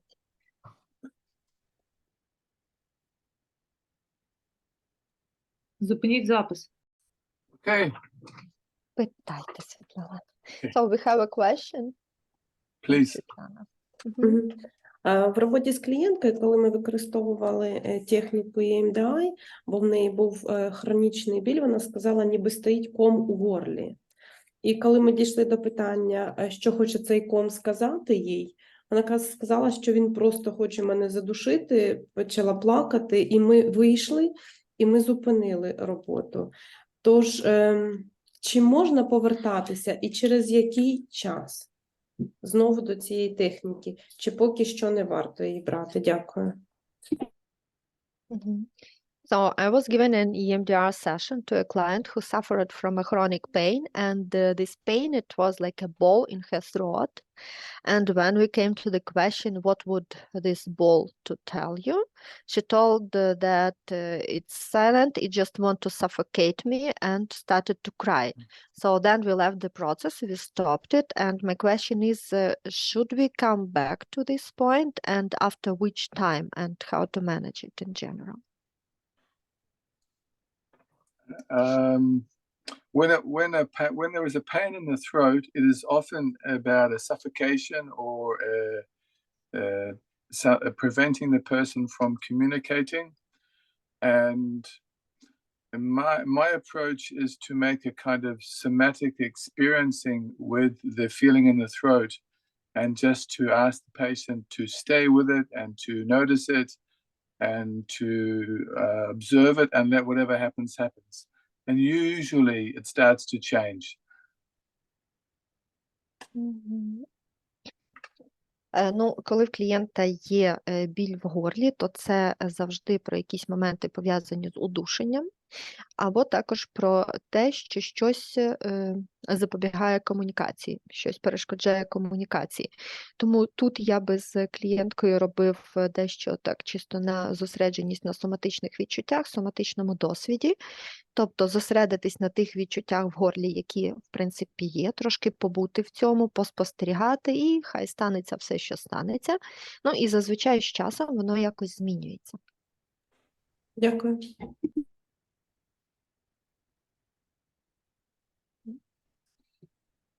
Мгм. Які ще питання? Чи йдемо далі? One more if you want, and then we have to. Okay, I think that we don't have any questions for Good, now. good. Okay, so just to finish with that case. So what yeah. So okay, back. Sorry. Yeah. Back because I was managing this one. Mhm. Okay, so you can so what I did was not just EMDR, yeah, that's the one, but I did a kind of ego state intervention with him when I asked him to connect with his child. And you can see that I was not doing any particular ego state intervention. I was just making a connection between the parent and the child. And we'll be talking about this a little bit later and today about resourcing is like what Phil Mansfield calls it dyadic resourcing, which is when you make a relationship between, it could be a real person or it could be a relationship between different ego states within the person that gives the person a kind of support to face whatever problems they're facing. І також вже закінчимо обговорення власне цього випадку останнього. Бачите, тут я не так працював з ним шляхом EMDR, як працював зі частками его. В основному ми звернулись до тої дитячої частки його его, але, в принципі, тут я також не проводив якісь певні класичні інтервенції в роботі з частками его, а просто встановив зв'язок між дитячою та батьківською частками. Тут більше ми ніби поговорили між ними, встановили такий контакт. Також тут було дещо про встановлення ресурсів, і про це ми також поговоримо сьогодні, але трошки пізніше. І це, як називав Філ Менсфілд, у нас було діадні ресурси, встановлення діадних ресурсів. Після цього біль зазвичай зменшується, і встановлення такого діадного ресурсу це може бути як з живою іншою людиною, або також між двома різними частками его в одній людині.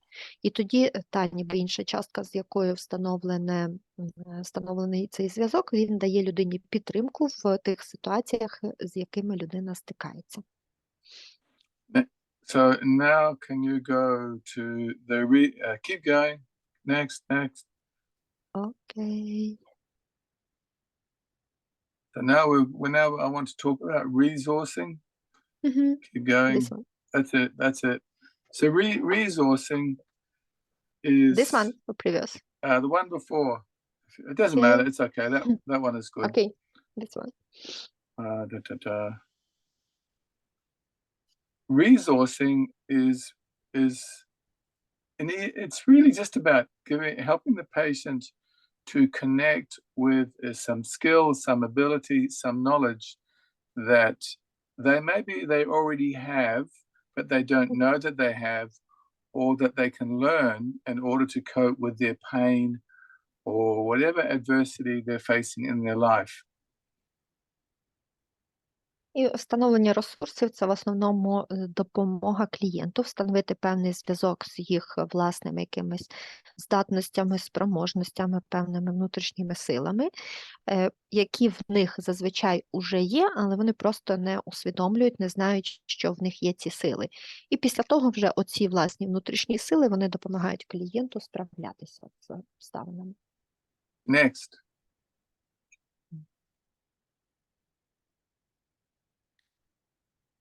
So a resource is anything that helps a person to feel stronger and more able to cope with whatever's happening in their life. and it could be a person, it could be a skill, it could be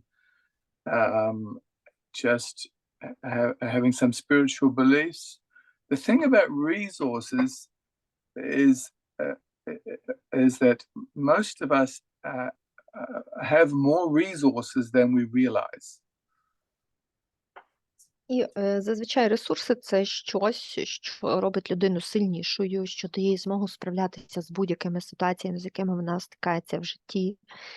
Це можуть бути якісь інші люди, це можуть бути якісь навички, або можуть бути, наприклад, якісь духовні вірування чи переконання людини. І зазвичай у нас є внутрі ресурсів набагато більше, ніж ми собі уявляємо. All of us can remember when we were a child and we were learning about our physical and mental abilities. And as a child, we are constantly having to learn new things, how to read and write, how to ride a bicycle, how to play a musical instrument. And all these things seem impossible when we start to do them.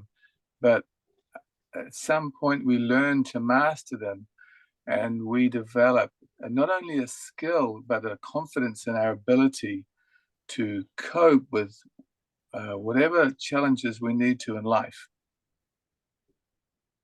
Ну, і оце напрацювання ресурсів, воно дещо схоже на те, коли маленькі діти, вони досліджують своє тіло, досліджують простір, досліджують своє тіло в просторі.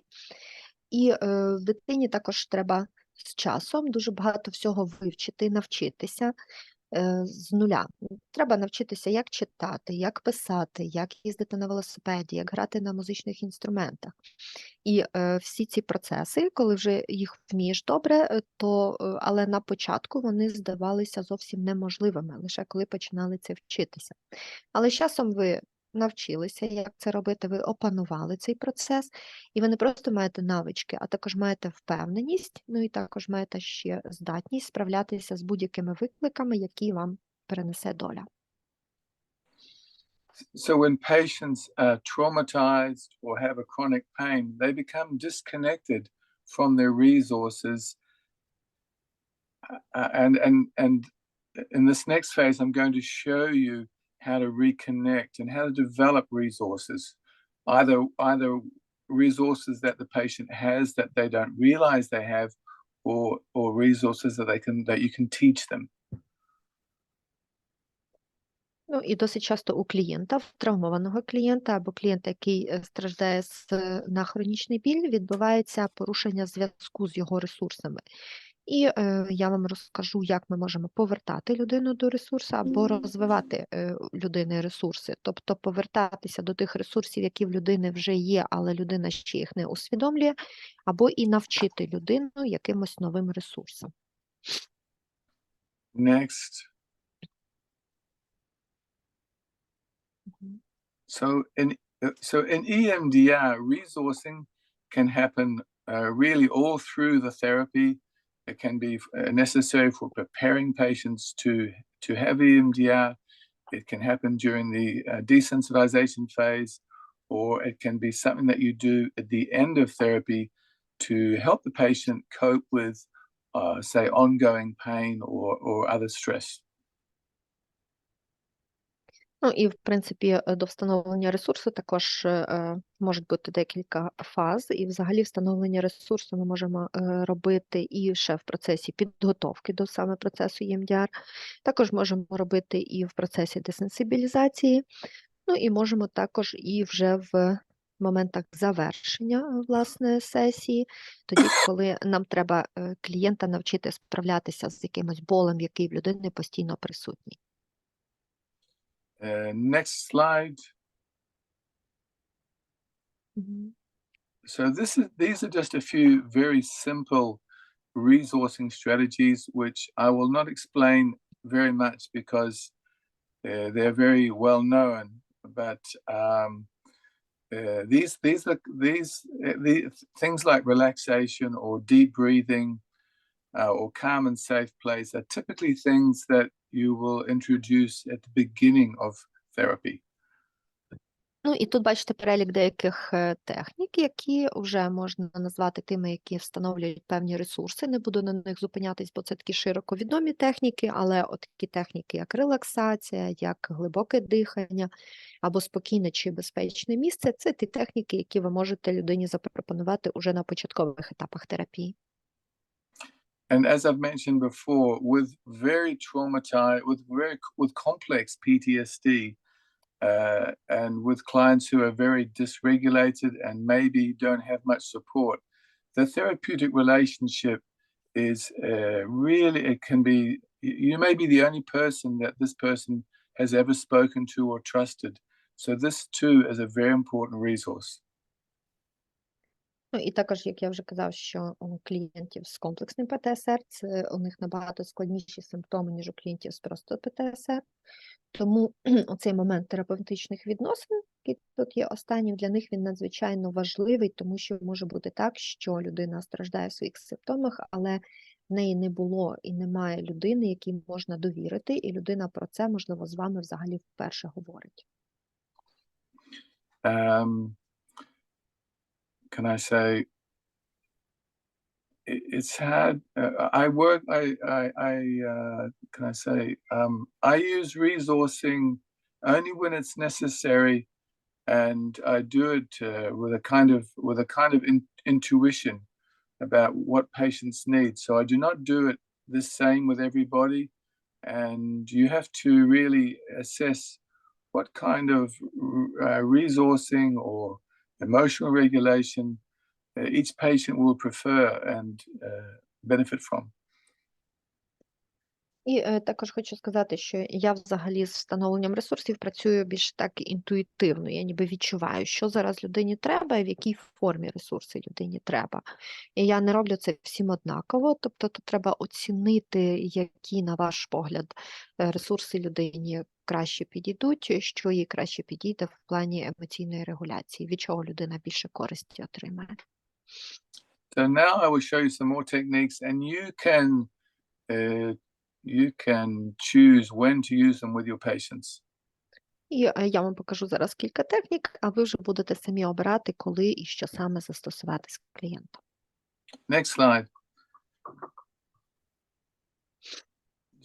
This is just something very basic, but when people are in are traumatized or in pain, they're very frequently hyperventilating, and so slowing down the breathing helps to calm the mind and the body, and it actually also helps to get the person more in touch with them, with their self and with their body. So it's actually an antidote to dissociation. І ви знаєте, що якщо людина знаходиться в стані збудження, в стані напруги, то в неї частіше дихання, це призводить до моментів гіпервентиляції. Ну і якщо ви дихаєте глибоко повільно, сповільнюється взагалі дихання, і це в свою чергу також покращує контакт тіла з розумом, дає людині більший доступ до власного тіла, тобто глибоке повільне дихання, воно є таким ніби антидотом до напруги, до збудження. Next.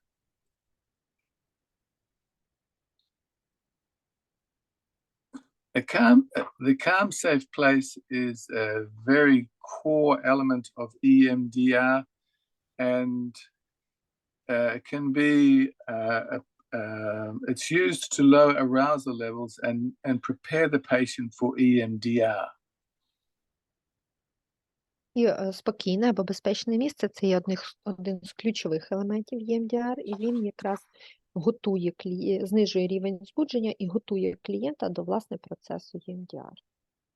The aim of the calm place is similar to the breathing. It's to help the patient to feel safe and relaxed so that they can do the processing. І суть цієї вправи, в принципі, близька до суті попередньої, до глибокого дихання. Це вправа, яка заспокоює людину, дає їй відчуття безпеки, і тоді людина краще готова до опрацювання матеріалу. It can be a place like a beach or the mountains, or it can be a person like a relative or a parent. but most importantly, it's about a state of feeling connected and present in their body in the present moment. І безпечне або спокійне місце – це може бути якесь фізичне місце, наприклад, пляж, або чийсь будинок, або це можуть бути якісь люди, наприклад, родичі. Але не так важливо, що саме це буде, як важливо стан, в якому людина буде перебувати, коли про це думає, і певний емоційний контакт з тим місцем. Next.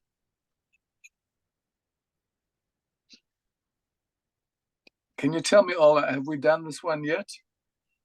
No. Okay, so I will demonstrate for you now, and this is called pendulation, and it's a very good technique for managing pain. So I want everybody just to put down your pens and your computers and focus on your body and see if you can find an area of your body, where there is some discomfort or pain. І зараз покажу вам вправу, яка називається коливання. Ця вправа чудова для того, щоб полегшити біль. І зараз давайте зробимо її всі разом. Будь ласка, викладіть в сторони ручки чи девайси і просто сядьте зручно, зверніть увагу на своє тіло і подумайте, можливо, ви знайдете в своєму тілі якесь місце, де ви зараз відчуваєте якийсь біль або дискомфорт. And notice if the pain or the discomfort has a size, a shape or a color.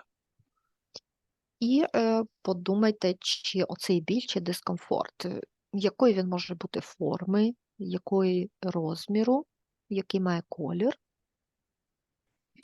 And then focus your attention to another part of your body that feels comfortable and notice what that feels like, the sensation of no sensation, the muscles feeling relaxed, just noticing another part of your body where everything feels good. А зараз зосередьте увагу на якійсь іншій частині тіла, яка точно не має ніякого болю або дискомфорту. І відчуйте оце відчуття без болю. Якась частина тіла, де м'язи точно розслаблені, де ви нічого не відчуваєте. Зосередьтесь на цьому моменті відчуття без відчуттів. І зверніть увагу на те, як оце відчувається. От відчуття, де немає болю. And then return your attention to the area of your body where you feel pain or discomfort and just pay attention to it the same way as before. А зараз знову поверніть свою увагу на те місце, де у вас був біль або дискомфорт, і знову зверніть на нього увагу в тому самому ключі, як до цього. Розмір, форма, можливо, колір. And then take your attention back to the area of comfort where there is no discomfort, where everything feels normal, and just pay attention to that like you did before. А зараз знову поверніть свою увагу на те місце друге, в якому немає дискомфорту, там, де ви почуваєтесь комфортно, де у вас нічого не болить, де у вас хороші відчуття, і знову ж таки відмітьте для себе, як це там відчувається зараз. I can't remember, Ola, are we on the pain or the comfort now? On the comfort. Okay, so now bring your attention back to the area of pain and discomfort and just pay attention to that the same way you did before. Зараз знову поверніть свою увагу на те місце, де ви відчували біль або дискомфорт. І знову зосередьте увагу на тому місці, оцінюючи його як попередньо. And I don't know if anyone wants to comment, but by now some people should be noticing that their discomfort or their pain is reducing, and that is pendulation. You just keep going backwards and forwards, maybe 4 or 5 times like this, and it can really help with pain.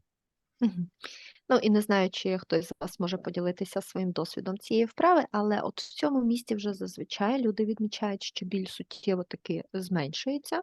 Тобто, бачите, ми коливаємося з одного місця до іншого, тобто з місця дискомфорту до місця комфорту. Ну, і протягом вправи таку зміну точки треба зробити 4-5 разів.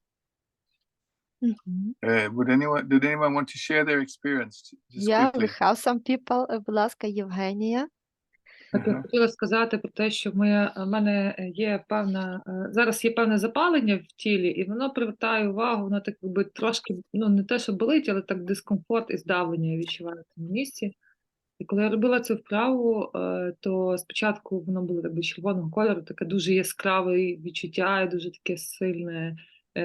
Чим більше звертала увагу, тим більше воно підсилювалось. Але коли я зробила таке коливання в сторону того місця, де мене болить, і потім повернулася, то відчуття були значно менші, і уява малювала вже не червоний колір, а білий. Хоча відчуття не ну, типу, місця не мається на увазі, об'єм місця не змінився, відчувала все-таки той дискомфорт, але вже не так сильно боліло. І скільки би разів вже не робила це, далі воно плюс-мінус така сама біль була. Тобто вона не збільшилась, але не зменшилась, але й не збільшилась. Дякую. Well, now I have some inflammation in my body and it attracts my attention. Well, it's not a pain, but a certain discomfort and pressure in one part of my body. So when I started this exercise, in my image, it was bright red color. And then when I put my attention to this point, while I was thinking about it, it was growing up and up. But then when we moved our attention to the comfort zone and then back, so my feelings of this discomfort decreased. And also my image of it was not red, but white. Actually, the place, the dislocation, the volume of it didn't change, but it was not that bright in my image. But then when I changed this position for several times, it was the same. So it was not decreasing, but at least it was not increasing. Very good. Very good. Дякую. Дякуємо. Анна? Так, у мене дуже цікаво було, значить, у мене є хронічний біль в лівій нозі, щиколотка. І я зараз пробувала це зробити, і в якийсь момент мені здалося, що тобто місце, яке не болить, я уявляла здорову ногу. І в якийсь момент мене почала боліти здорова вже нога. Але я потім продовжила, ну так як ви і казали, я продовжила, і біль зник в обох місцях. Тобто такий експірієнс в мене був. Well, I have a chronic pain in my left leg, in the ankle. And thinking about the place with comfort without any pain, I was thinking about my healthy leg. So when I started this process of pendulation, first my healthy leg also started to feel pain. But when, as you suggested, I was moving once again the attraction from one point to another, so the pain in both legs had gone. Very good. Very good. I will send a script for this exercise, Ola. Will send. Probably you I did will it. send. I will send. Ага, окей. Дякуємо, що поділились. Хороший досвід. І скрипт цієї вправи також Марк каже, що надійшли, але мені здається, він же ж вам був розісланий. От, ну, This is a якщо very- Марк надійшли, то значить, ви його отримаєте пізніше, але мені здається, що ви його вже отримали. This is a fantastic exercise. I use it a lot. І це дуже фантастична вправа, і я її дуже багато використовую. Next. We have one more raised hand. Can we Okay. listen Okay. to? Віктор? Хочу сказати теж, у мене взагалі так, мабуть, хронічна напруга в тілі, ось там, мабуть, якісь там свої там ревматизм, грижі. І хочу сказати, що я став досліджувати своє тіло, і я відчув, що все тіло, майже все тіло болить, напруга в тілі. І я тоді що зробив? Я майже не знайшов там такого здорової частини тіла, яка не болить, але я дослідив, що вона дуже напружена, що тіло дуже напружено. І от коли в процесі цієї вправи я розслабив все тіло, то от я так адаптував цю техніку щодо розслаблення. Те ж саме, що робив, але те ж саме, що пропонували здоровою часткою, але якщо її не знайшлося, то ну, розслабивши своє тіло, своє м'язи, вплоть до язика, до щелепи. Це можна коротше перекласти, бо я вже багато говорю. Ось, я розслабився зовсім, дуже класно було. So, well, I'm suffering from a chronic pain and tension of all my body because I have some rheumatized issues. And when I was scanning my body to find some areas without any discomfort, I couldn't find any. So then I decided to kind of adaptate to this exercise, and I was changing it the comfort zone. It was the state of relaxation for all my body. So I think that it can be also useful, a kind of adaptation. So when there are no any healthy point in the body, we can use the relaxation of all the body. Very good, very good. There is some research about EMDR in the treatment of arthritis. I will send you a link, Ola. Thank you. Now? I'm sending it now. Yeah. Okay. And you can put it in the but EMDR was found to be better than imagery for arthritis. Так, є дуже хороше дослідження по використанню EMDR в артрозах, і зараз Марк надійшли мені посилання на ту статтю, і я його кину в чат, але, ну, якби при лікуванні артрозів досліджено, що EMDR працює краще, ніж робота з образами. And also, Mark, we have a reflection in chat from Tatiana that in this case, when from Oksana, that when the whole body is in tension, we can focus our attention on the nose or ears. Yes. Can Thank it be? you. Yes, the nose or the ears. Or sometimes the toes. Оксана каже, що коли все тіло напружене, можна перевести увагу на ніс або вуха. Марк каже, що так, дійсно, це хороший приклад, і можна ще на пальці ніг. Okay, next. Thank you. Okay, we have one more raised hand, but Yeah. Go next.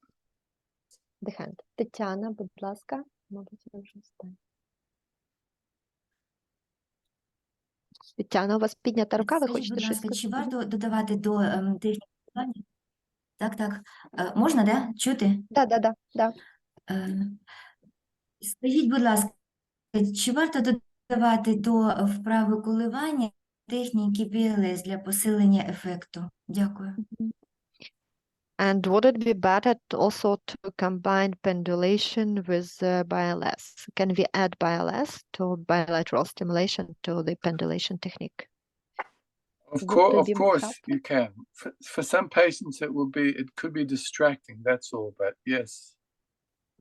Да, можете додавати, для декого це буде, ну, таким ніби, правда, забиратиме фокус уваги, але, в принципі, так, це може бути хорошим. Okay, next. Okay, and we have some more reflection in chat. Okay. Would you like to hear it, or let's go next? Yes, please. Добре.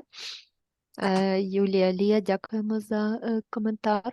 I really felt this exercise, thank you, and I also have a pain, and during the exercise it was changing its shape, and I had different feelings, different experiences during all the time of the exercise. Sometimes it was stinging, sometimes it was like pulling, and now I feel in that area quite small, almost without pain, quite small pain, almost like it's not there. Great, well done, good job. Дякуємо, добре спрацювали. Okay. So the next exercise is called antidote imagery, and maybe you can just read. It just involves getting an image of the pain and then imagining the opposite of that, something that could take it away or make it feel better. And then when the patient has that image, to get them to instruct them to think of it and deepen the feeling they're getting in their body. And you can do that hypnotically and or with bilateral stimulation. Наступна вправа – це образ антидот. Дуже добре працює для управління постійним болем. І тут ви, так само як в попередніх вправах, просите клієнта описати біль з точки зору розміру, форми, кольору. І коли вже клієнт сформував певний образ у своїй уяві, тоді просто його подумати про щось протилежне цьому образу, але щось, що могло би забрати цей біль або полегшити його відчуття.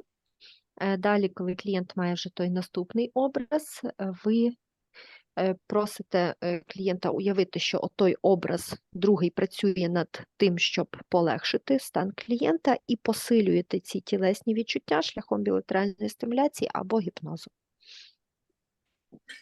So when we're using imagery, we are using the mind to create a kind of image. And once you have an image of something, you can manipulate it. So when you see the pain as a big red ball, you can imagine something that will turn it into a soft, white, light or something that will feel very different. So imagery is very powerful. Images can have a lot of emotion attached to them. І коли ми працюємо з образами, ми залучаємо свою уяву для того, щоб створити образ.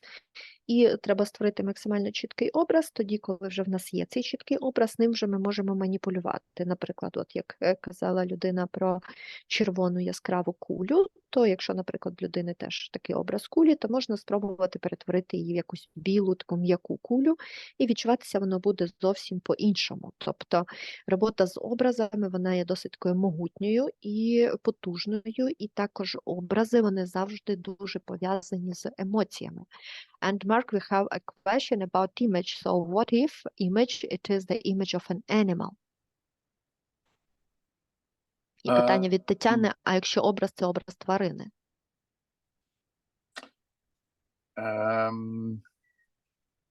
That's a strange image for you.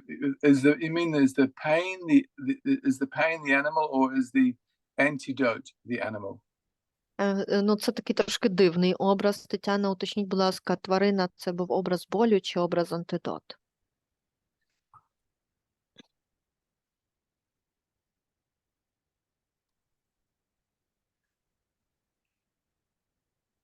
Біль, pain. The pain. Okay.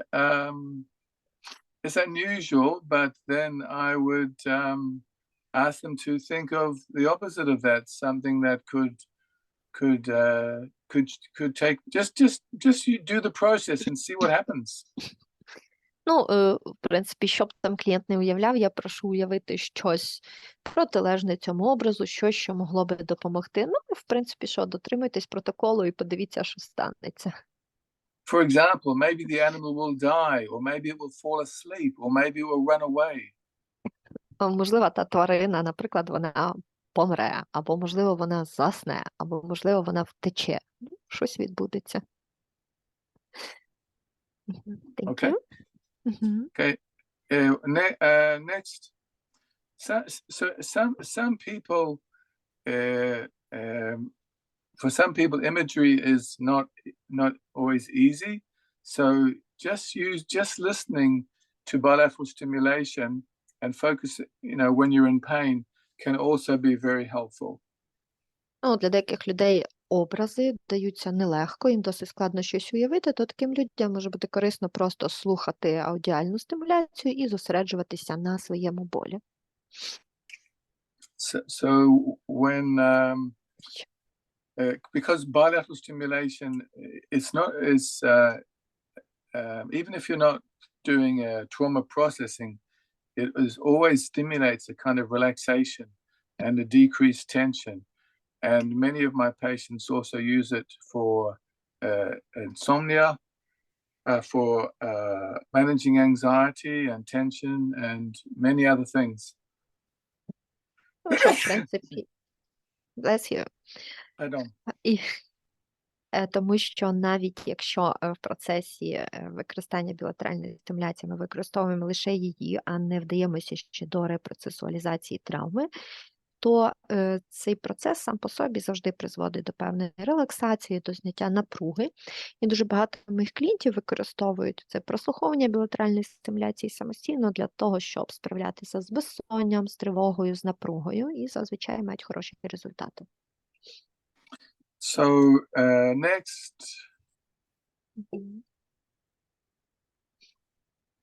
and next, this is just we won't show the video. It's just a lady saying how she uses the app, but I want to show the next video.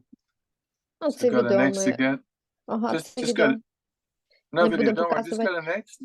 Окей, I will just explain why we will not. Бо Oh, це sorry, тут okay, просто sorry. пані розказує про те, як саме користуватися додатком, як вона його використовує, а this one? Yeah. So, I've made a record, a kind of an audio visual recording of a brain. What can I say? This is a very typical brain image of a person in chronic pain. If you look at, I looked at dozens and dozens of brain scans, and they're all, anyone in chronic pain, the brain looks very similar to this. Ну, і далі покажу вам одну аудіовізуальний запис. І те, що ви бачите зараз, це скан мозку, який досить типовий для клієнта, який страждає на хронічний біль. Я переглядав десятки сканів мозку, і, в принципі, всі вони досить схожі між собою. And I read some research that found that if people in chronic pain can see their pain on an fMRI and then use imagery or positive thoughts to control their pain, and seeing it change on the fMRI, they can reduce their pain more effectively than just using imagery alone. І також ще були проведені певні дослідження і побачили, що якщо клієнти, не лише що клієнти, які можуть побачити свій біль так найбільш матеріально, тобто побачити образ свого болю, сформувати образ цього болю в думках, мати конкретні думки про цей біль, але якщо вони ще, окрім цього, бачать певні зміни на МРТ, які це підтверджують, то такі клієнти набагато швидше і більше позбавляються болю, ніж клієнти, які не бачать результатів МРТ, а працюють лише з, власне, образом болю. So then I made a kind of a little movie of the brain with some music and some bilateral stimulation and some hypnotic suggestions to make a kind of self-healing imagery. І тоді я зробив відео сканів мозку, додавши туди музику, додав білатеральну стимуляцію і деякі гіпнотичні навіювання, і зробив таке ніби зцілююче відео. So maybe you can play the video, but before you do, I'll just explain to everybody that the woman, the word she is repeating is change your brain, change your pain, which in English sounds different to what it would in Ukrainian, I guess. Change your brain, change your pain. Yeah. І зараз ми подивимось це відео, і протягом відео буде жіночий голос промовляти «Зміни свій мозок, зміни свій біль». Okay. Change your brain, change your pain.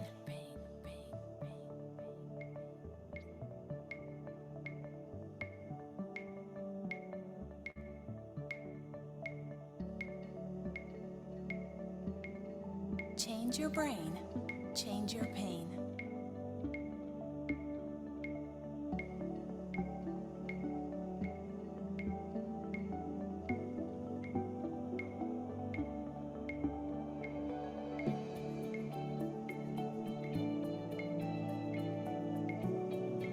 Changing your brain, changing your pain.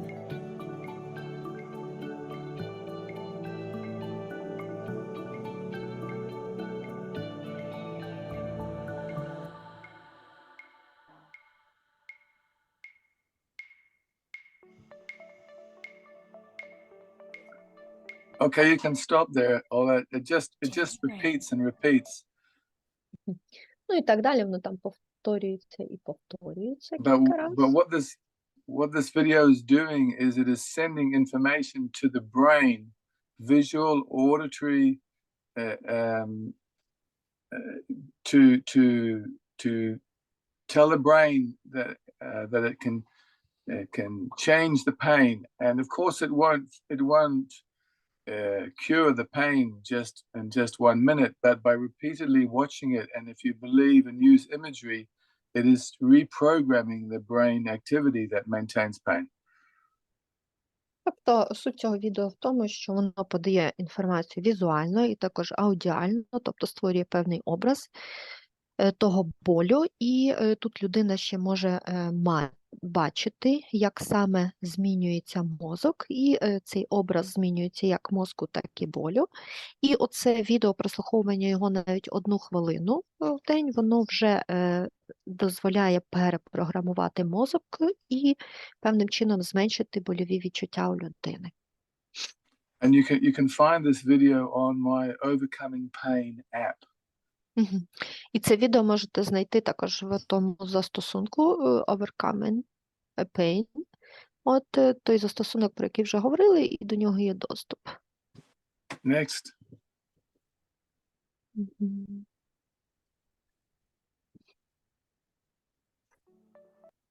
So it was a small question. Was it by a suggestion? By a suggestion? Sorry, repeat the question. Was it biosuggestion? By a suggestion? Yeah. Like hypnosis, Yes, it's hypnosis. suggestion. Change your brain, change your pain. Change your brain. You know, you are making a kind of hypnotic mantra. Change your brain, change your pain. I know it sounds different in English than it will in Ukrainian, but you get the point. Оксана питає, чи це біосугестія. Так, це, в принципі, біосугестія, це трохи гіпнотичний стан, тому що оце як мантра повторюване «зміни мозок, зміни біль», це також є певне навіювання, певне дає установки. And do we have some hands raised? Should we ask people now or later? Okay. I think people can, yeah, we'll take a couple of questions. Добре. Віктор, у вас питання. Так, дякую. Я хочу задати запитання щодо гіпнотичних певних в мові, да, технік.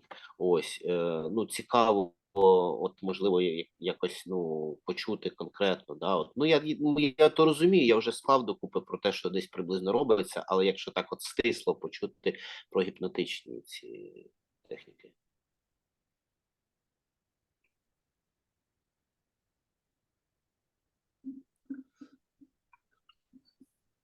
Повторити, да, чи я щось, ну, якось не точно сформулював? Так, ні, повторіть, будь ласка, бо щось мене вибило. Я просто мав на нічого не увазі, почула. Марк говорив про застосування техніки гіпнозу в розмові. От, Ага. можливо, якось, ну, стисло сказати, от, ну, от, як ці техніки використовуються. Саме в розмові?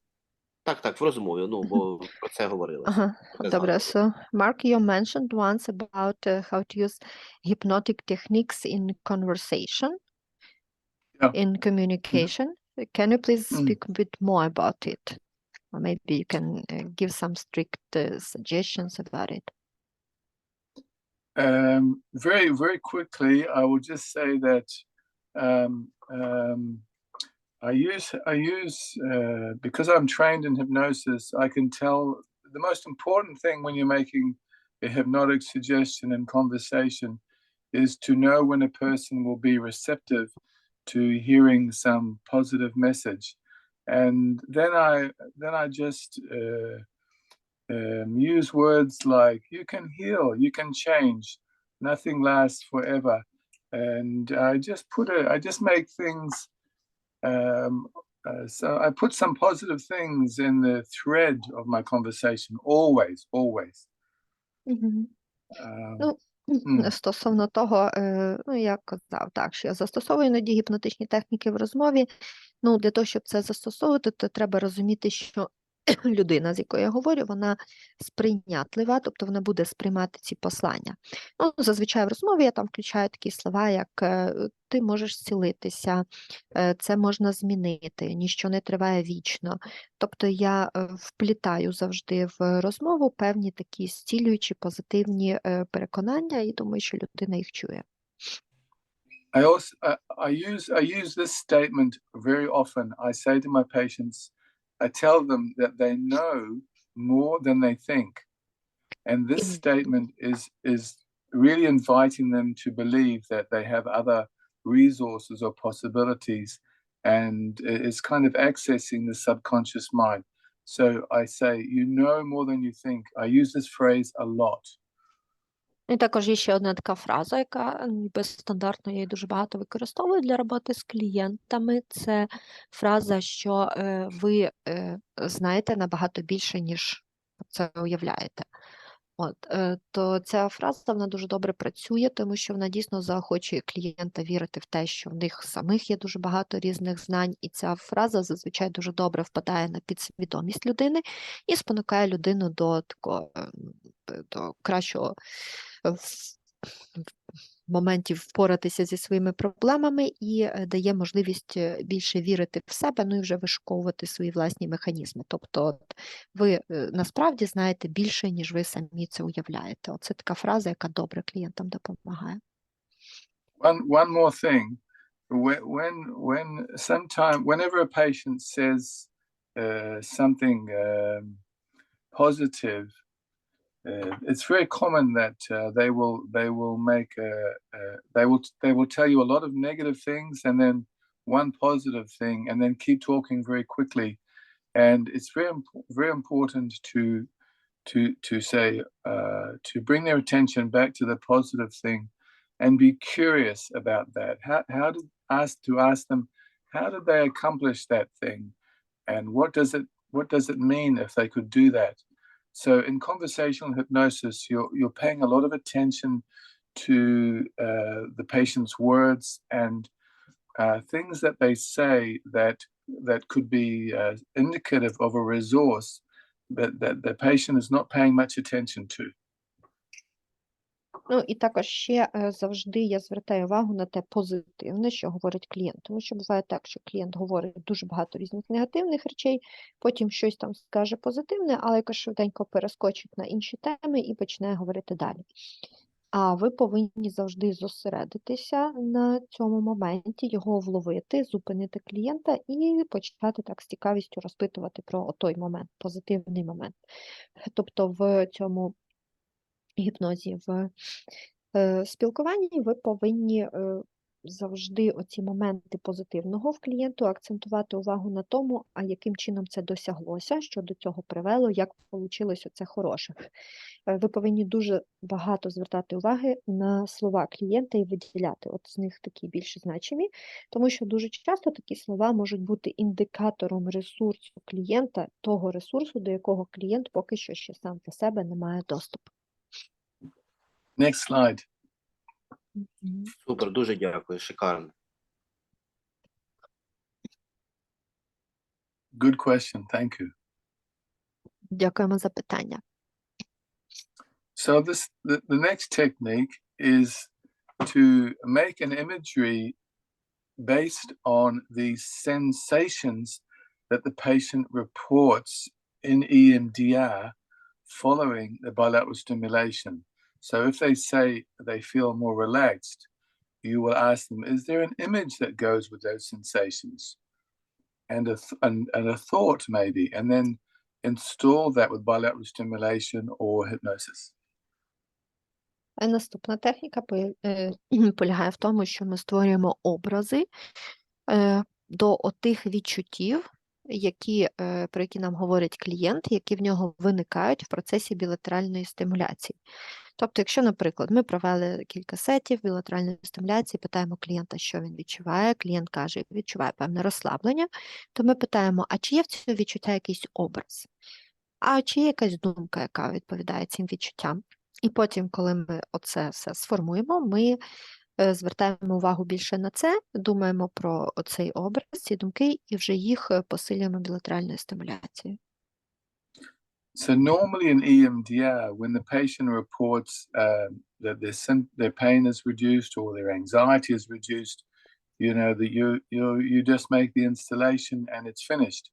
But when you're working with chronic pain, it's just the beginning, because you have to make a kind of elaboration of the changes that the client is feeling in their body as a basis for creating a resource for them to manage ongoing pain.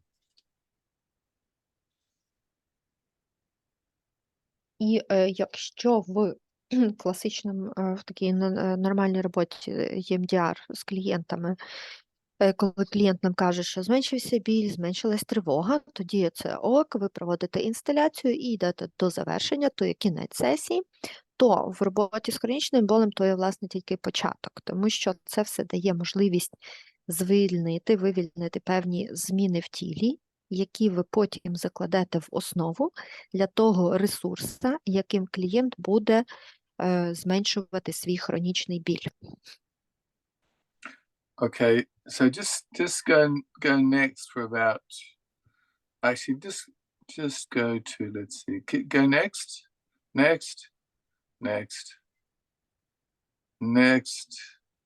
and next.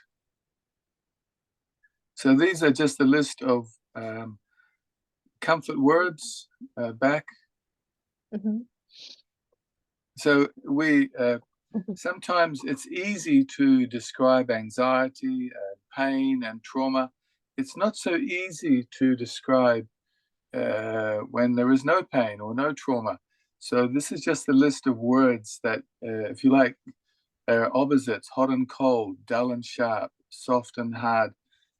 You need to have a language for positive feelings as well as negative feelings. Ну, і іноді, ніби описати там тривогу, напруження досить легко, але іноді досить складно описати якісь такі відчуття, пов'язані з хронічним болем, з травмою, і вам треба теж мати певний набор слів, прямих і протилежних, щоб можна було допомагати клієнтам описувати їхні відчуття. І отут ви бачите певний список слів з протилежними їм, які ви можете пропонувати клієнту, щоб вони могли описати ті відчуття, які у них є. Next and next. Two, go to. So I'm just going to explain that this is a man who has chronic back pain and pain in his gallbladder. And after the EMDR, he reports feeling relaxed. And when I ask him what image he gets an image of floating in water. And I just instruct him to think of that image, and he feels very relaxed. And that night when he goes home, he has the best night's sleep he's ever had. And his pain is really hardly any problem to him anymore. Ну і тут є у нас приклад випадка. Нагадаю вам, ми вже бачили цього чоловіка. У нього є хронічний біль в спині і також біль в жовчному міхурі. І після того, як я йому провів EMDR-сесію, цей чоловік сказав, що він відчуває розслаблення. Я запитав його про те, який образ в нього виникає до цього. Він сказав, що це образ плавання в воді. Далі ми пропрацювали ще цей образ. Цей образ дав йому ще більше розслаблення. І після цієї сесії він сказав, що тієї ночі виспався як ніколи, і потім далі в нього вже не було ніяких цих больових симптомів. Okay, so just because of the time, we won't show the video today. It may be another time, but I want you to go to the next. So just go next. The button? Yeah, that one. Yeah. So this one is one of the other very important things to do when you're working with pain is to keep reminding the patient when there is some improvement happening, to keep going back to the body and reminding them, bringing their attention to the changes that have happened, because people only remember the pain and the trauma, and their brain is really looking for bad things because of their trauma. So you have to be a kind of directing their attention to the changes always, constantly. Ну, і також дуже важливо клієнтам час від часу нагадувати, щоб вони відслідкували ті зміни в відчуттях, і їм нагадувати про зміни, які вони відчувають, які вони вже відмічали. Тому що у травмованої людини внаслідок травми їхній мозок більше налаштований на те, щоб відслідковувати погане, а ви повинні звертати їхню увагу на щось хороше, на позитивні моменти. Okay, and next slide. Template. Yep. So the other thing is for people with ongoing chronic pain to make a kind of help them to imagine being able to cope with their pain in the future. A bit like at the Sochi Olympics, when there wasn't enough snow, they got the athletes to imagine skiing down the slope and making a successful jump, and they found that by imagining it without even actually doing it, it improved their performance. І для людей, які страждають на хронічний біль, дуже важливо давати їм певний крок в майбутнє, давати певне уявлення, що може бути в майбутньому. Наприклад, от як тут на картинці людина може мріяти про те, що бути хорошим лижником і добре кататись на лижах, що за умови, що буде достатньо снігу і, можливо, навіть поїхати на Олімпійські ігри, то людина може в уяві так конкретно собі уявити цей момент в деталях, як от він є лижником, як він приймає участь в змаганнях, як саме він проходить ту трасу, як він виграє ті змагання. Тому що навіть якщо ми щось просто програємо в мозку в нашій уяві, це все одно певним чином покращує, посилює певні зв'язки в мозку. So this is a very easy thing that anybody can do, is to imagine yourself in the future achieving or overcoming some situation, some problem, seeing yourself doing that and noticing how that feels in your body and really paying attention to how that feels in your body, and imagine yourself breathing in those feelings of confidence and positive energy. And it's a very powerful kind of process. Ну, і це, в принципі, дуже легко, це зможе будь-яка людина. Просто попросіть клієнта уявляти себе в майбутньому, уявити себе, як він досягає чогось, чи як він справляється з якимись труднощами, чи з якимись негараздами. Просто побачити себе, як ви це робите, і відмічати відчуття в тілі, відмічати процеси дихання, відмічати оце відчуття, як саме відчувається ця впевненість, оцей момент досягнення якоїсь цілі. Next.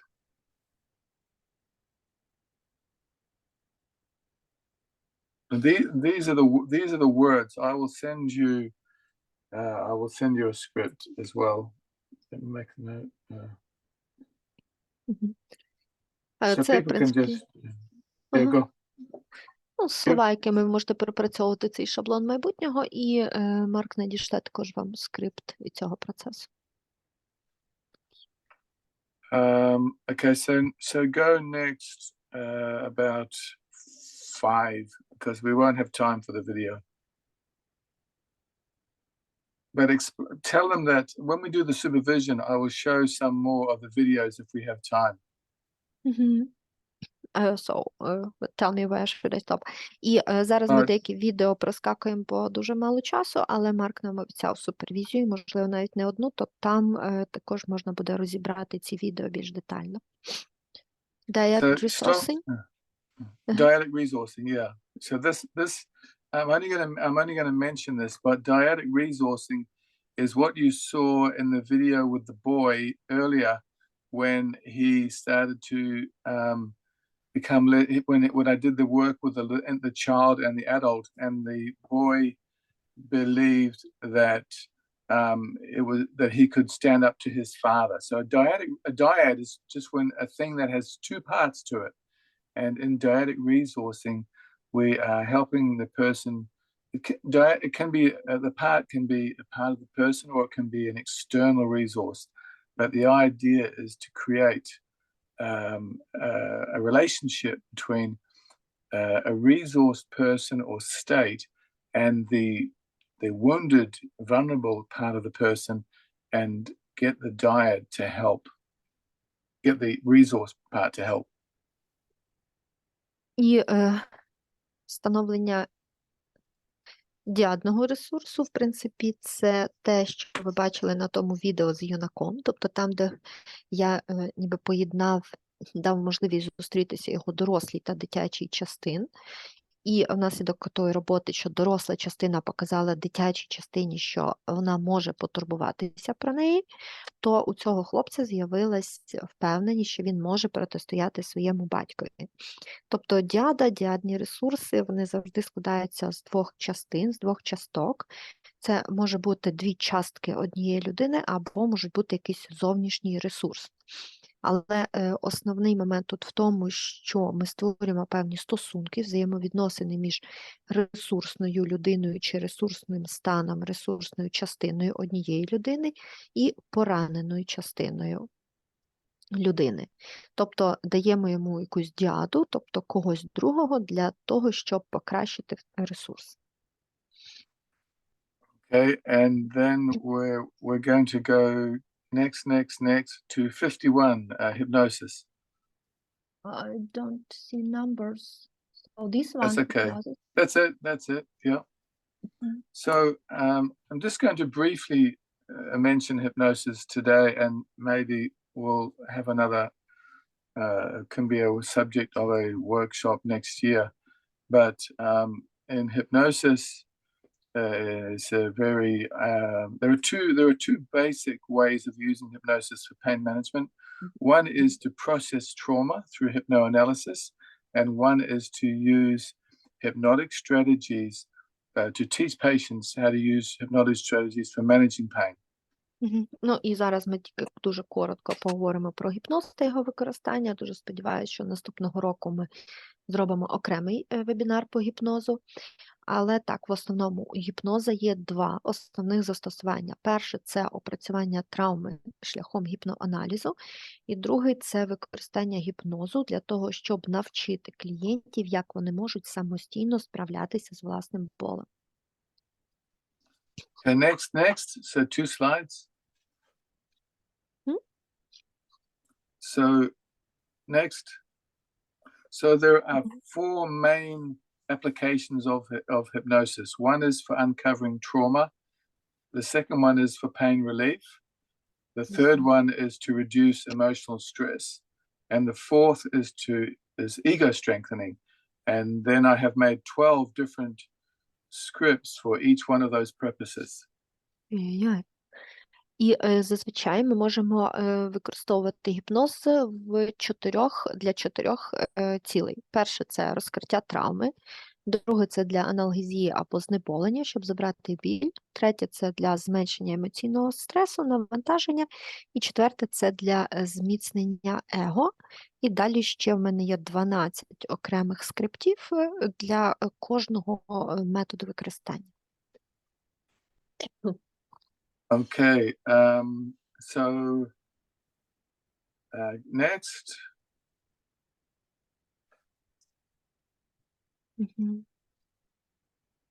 So I'm going to show you a clip of hypnosis to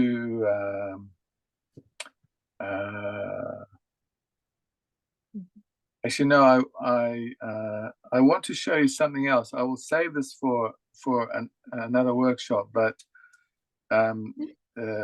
if you just go to the next slide, these are these when you use hypnosis to process trauma, you have to follow very specific steps, and these are the steps that you take. basically, when the person is in trance, just to ask them if their problem is related to a trauma and if they're ready to work on that trauma, and then to remember the trauma and to see what comes up, and to ask them what their system needs in order to let go of that trauma. It's very gentle, more gentle than EMDR sometimes. І, в принципі, думав показати вам відео, але не буду. Краще збережу його до наступного вебінару. А тут ви бачите, власне, певні кроки, тому що коли ви працюєте з травмою шляхом гіпнозу, вам важливо дотримуватися певних кроків.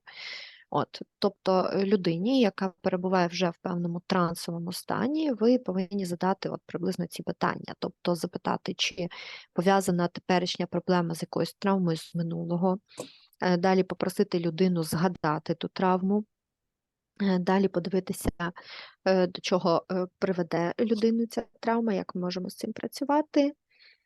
Далі ми питаємо, а що треба цій системі для того, щоб вона покращилась. І таким чином опрацьовуємо травму, і зазвичай таке опрацювання травми шляхом гіпнозу може бути ніжніше, ніж EMDR. So I use hypnoanalysis when the patient, when it's not suitable for EMDR, or when they cannot find a memory that is related to their pain. Я зазвичай використовую гіпноз, коли людині неможливо застосувати EMDR. Наприклад, людина не може знайти певний спогад, який асоціюється з їхнім болем. Now go down to Greek healing.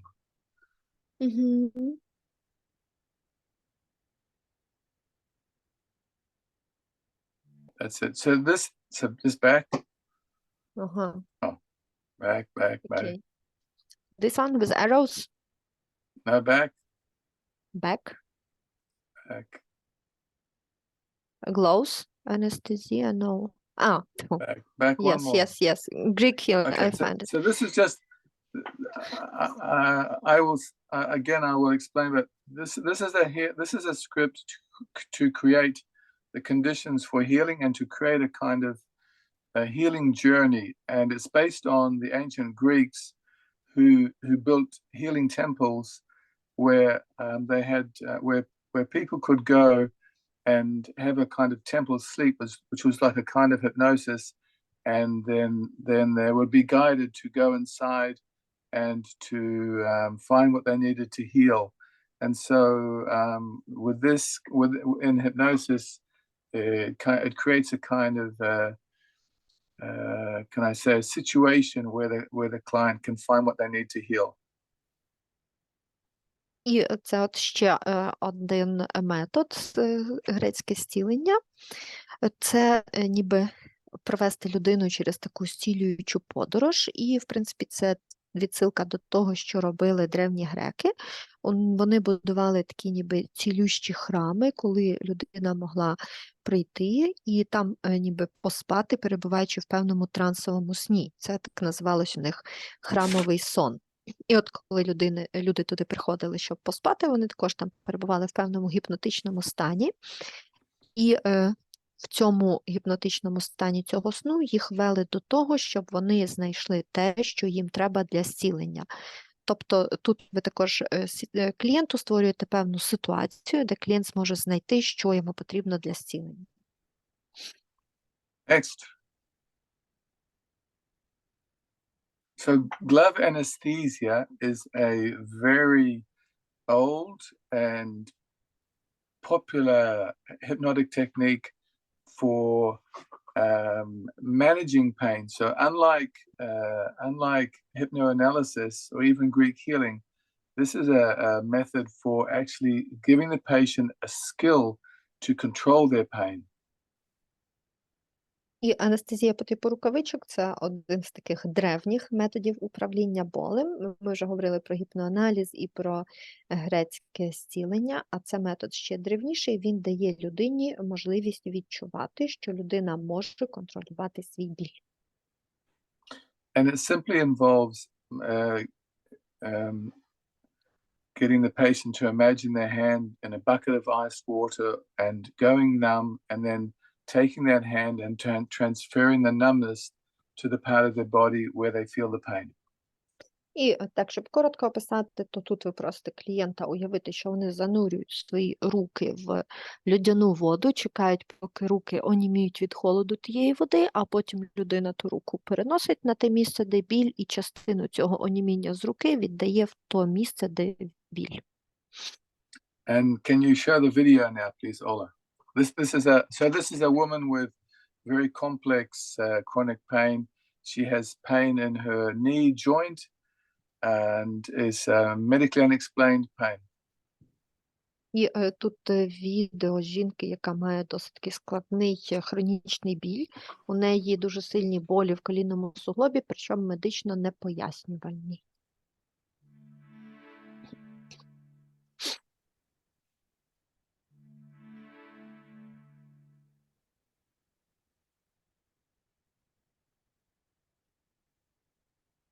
I just wanted to get. Do you have any pain today?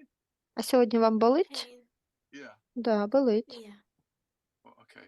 Would you be interested? I'd like to show you a little process that will help, just help you with your pain management. Хочу показати вам один процес, який допоможе справитися з болем. Give you something, an alternative to medication sometimes. Буде вам якась іноді альтернатива до медикаментів. Це займе буквально 5 хвилин. Yeah. So are you interested? Цікаво? Yeah, definitely. Okay, fantastic. Да, дуже цікаво. So what I'd like you to do is just get nice and relaxed and close your eyes if you like.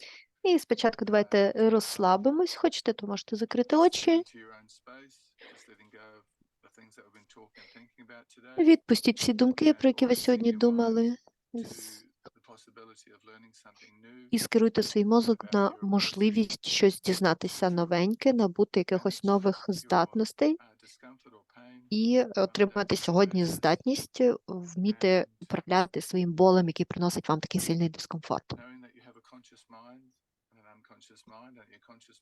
Ну, ви знаєте, що є у вас свідомість і підсвідомість, і от свідомий мозок, він може робити дуже багато всього. От. А підсвідомість, вона дуже креативна, вона дуже ресурсна, вона має дуже багато всього, і буває так, що раціонально ви навіть не можете уявити, скільки всього ще приховано в вашому розумі. І ми сьогодні навчимося, як ми можемо справлятися з болем природніми шляхами, заглибимося в біль трошки глибше, але ви повинні бути зацікавленою вивчити щось нове, дізнатися, і ви дізнаєтесь, як можна справлятися самі своїм болем. Ви просто заглиблюйтесь це глибше, слухайте тільки мій голос, не слухайте ніякий шум навколо, зосередьтесь тільки на моєму голосі. А зараз зверніть увагу на свої руки, відчуйте кисті, ліву кистю, праву кисть.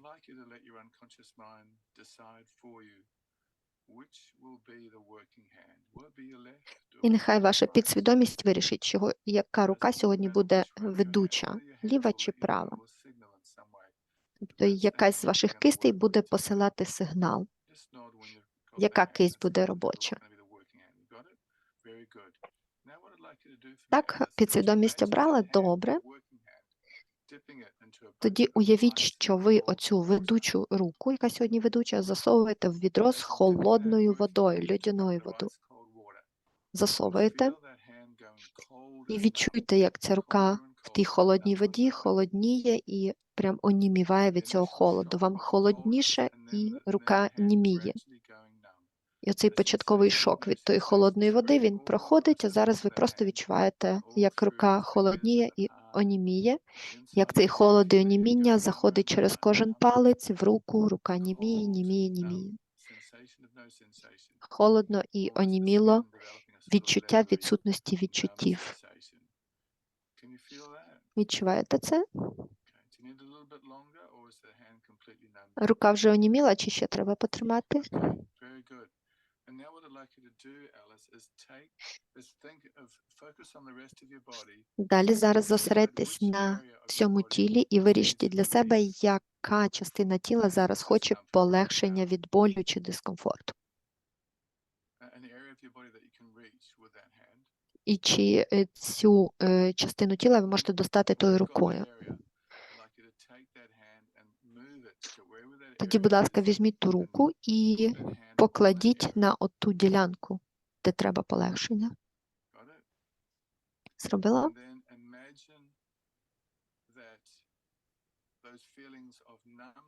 І тоді уявіть, що це відчуття оніміння проходить через цю руку і входить в ту частину тіла, яку треба. Просто відчуйте, як оце оніміння і відчуття відсутності відчуттів з руки переміщується в ту частину тіла. Зосередьтесь, оце оніміння поколювання, як воно проходить з руки до туди. Через шкіру, через пальці, через все. Ці шари проходять з руки до тої частини тіла.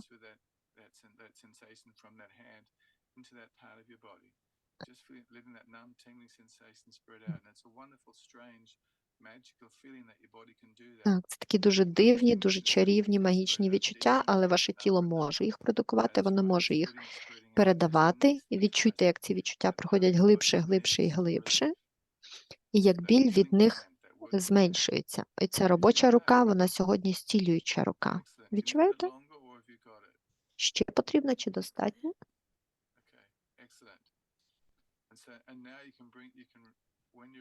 Каже, достатньо. Добре, тоді, коли закінчите цей процес, то заберіть руку в якесь інше місце і дозвольте цій руці повернутися до своєї нормальної температури, а ота частина тіла, якій ви передали цей холод і оніміння, нехай так і залишається холодною та онімілою. І розкажіть, що ви сьогодні про себе дізналися. А в майбутньому, якщо вам колись треба буде ще полегшити свій біль, свій стан, ви можете просто закрити очі і згадати оцей момент, як ви уявно засовували руку в відро з холодною водою, як рука німіла, як ви передали оце відчуття холоду і оніміння тій частині тіла, яка потребувала полегшення. І ви можете ще раз зробити оцей самий процес, і знову уявити, як ви засовуєте руку в відро з ледяною водою, і знову передати ті відчуття. Зараз уявіть це і відчувайте холодніше і холодніше німіння, оніміння, відчуття відсутності відчуттів. Угу. І коли повністю це уявите, то, будь ласка, покладіть руку на якусь ділянку тіла, якій треба зараз якесь полегшення. І от уявіть, що зараз оці відчуття оніміння та холоду переходять з руки до іншої частини тіла. Оце поколювання, оніміння проходить в іншу частину тіла. Можливо, вам цікаво, а як же ж таке відбувається? Але не треба про це думати. Просто насолоджуйтесь цим процесом, насолоджуйтесь цим онімінням.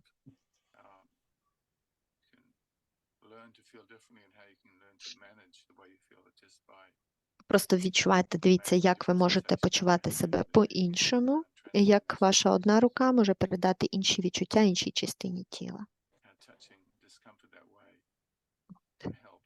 Дивіться, як ви можете позбавитись цього дискомфорта, як ви можете допомогти саме собі. От. І коли закінчите, можете забрати руку, покласти в інше місце, дозволити їй повернутися до нормальної температури. Нехай тепла кров до неї прийде, нехай тепла кров її зігріє, щоб ви знову відчули, що рука тепла. І зробіть кілька глибоких вдихів, щоб просто повернутися до реальності.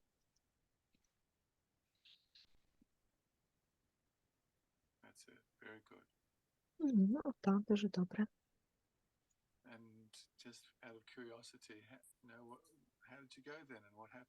Цікаво, як вам було? Що відбувалося? Розкажіть.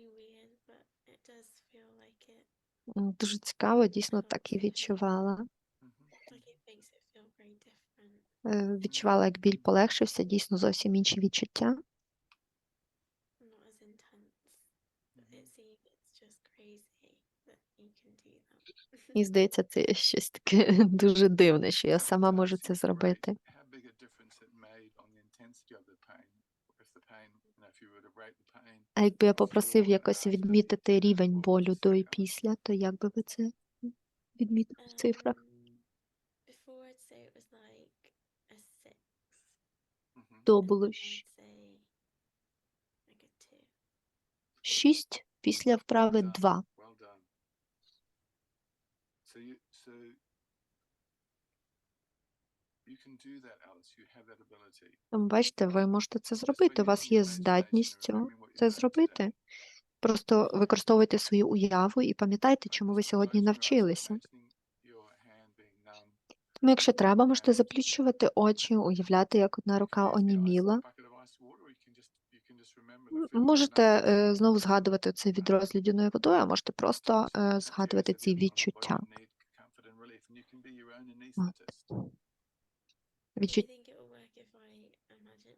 Відчуття, які вам принесли це полегшення. І вона каже, і навіть не віриться, що я можу це і прям сама робити.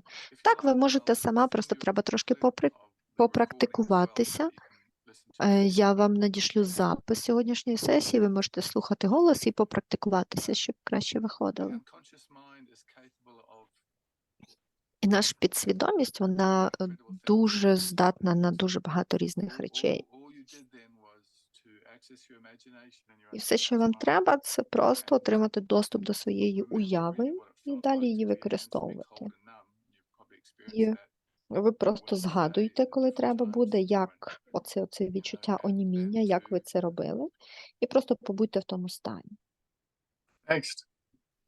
So, by the way, I recorded that exercise and sent her a copy of it, and she reports that she is much more able to control her pain, that it's working effectively for her. І я їй потім цій дівчині надіслав запис, вона то кілька разів повторила вдома, в неї значно зменшився біль, і вона, в принципі, стала більш спроможною справлятися зі своїм болем. And now I want to share a couple of adjunctive strategies, and then I'll take some questions. І зараз ще покажу вам кілька додаткових допоміжних стратегій, і потім вже відповім на питання. Next. So 2. This one, brain? This one, yes. So this is just a summary of many other things that you can do to help manage pain in terms of the brain. So in the left-hand side, you have ascending strategies, which are bottom-up from the body. And on the right, you have descending strategies, which involve sending messages from the brain to the body. Ну і бачите, є дуже багато різних стратегій, спрямованих на подолання болю, на зменшення болю, і в лівій частині бачите висхідні стратегії, це ті, де ми використовуємо ніби як тіло подає сигнали мозку, а справа у нас є нисхідні стратегії, коли мозок подає сигнали тілу. This is not a complete list. For example, I forgot to include hot and cold stimulus in the ascending strategies list, and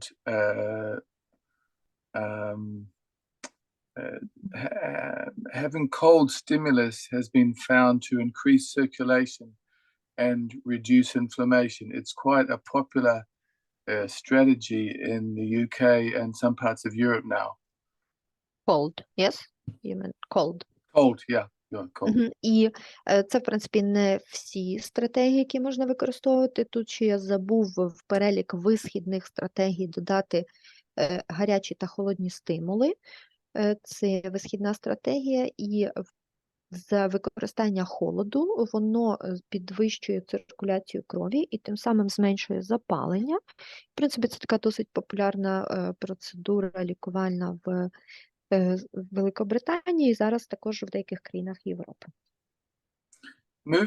Movement is very important. A lot of people with chronic pain and trauma are have become very inactive because of the paralysis of the trauma response. And movement is very important to maintain circulation and health. So it's a basic kind of very important to encourage trauma and pain patients to do some physical activity. Також рух. Рух дуже важливий, тому що дуже багато людей з травмою, вони стають дуже неактивними, тому що вони мають деякий навіть частковий параліч як відповідь на травму. І дуже важливо їх повернути до рухової активності, тому що це підтримує циркуляцію крові, це покращує їхнє здоров'я і покращує в цілому можливість справлятися з травмою. Now, I don't have time to describe in more detail, but you can read for yourself and see that we've already talked about some of these other strategies. Ну, і, в принципі, немає зараз часу зупинятися на них так достеменно, але якщо ви подумаєте, так проаналізуєте, то побачите, що більшість цих стратегій ми вже з вами обговорювали. So I want to share one last strategy with you, which is very effective and neurologically based. Але хочу вам показати ще одну стратегію, яка є дуже ефективною, і до того ж вона має в собі нейробіологічну основу. So go down 2 slides. So this is a technique that I learned from an ambulance paramedic. І це техніка, яку я перейняв в парамедиків швидкої допомоги. Because the brain processes, this is a technique for people who have pain on one side of their body, like one arm or one leg.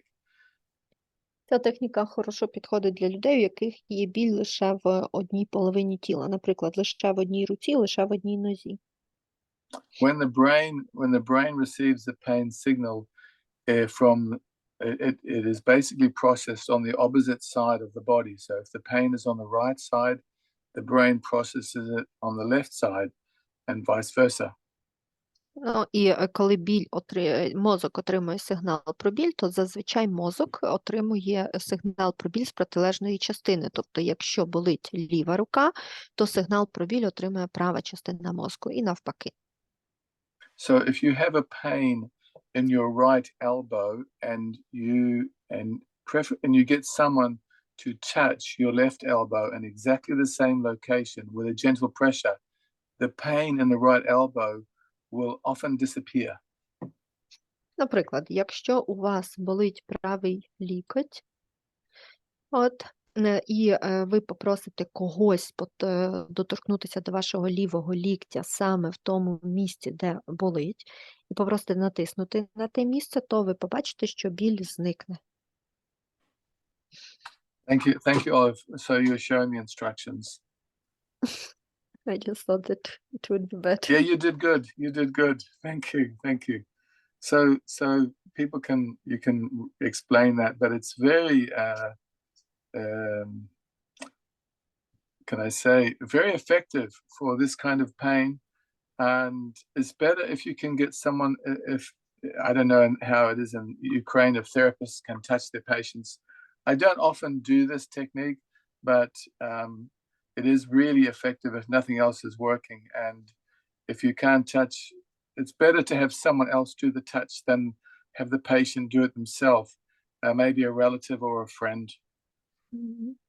Ну і ця техніка, вона є досить потужною, і я також чув дуже хороші відгуки від клієнтів, але також, бачите, тут треба, щоб хтось інший натискав на те місце. Не знаю, як в Україні, чи дозволено терапевтам торкатися клієнтів, тому, в принципі, я завжди прошу, щоб це був хтось з близьких клієнта, якісь родичі близькі, і набагато краще, щоб це робила дійсно інша людина, а не сам клієнт. Тому, через те, що якби шукаємо когось іншого, то я не дуже часто використовую цю техніку, але коли використовую, то результати чудові, і от саме в цих випадках, коли односторонній біль, ця техніка показує просто причудові результати. Next.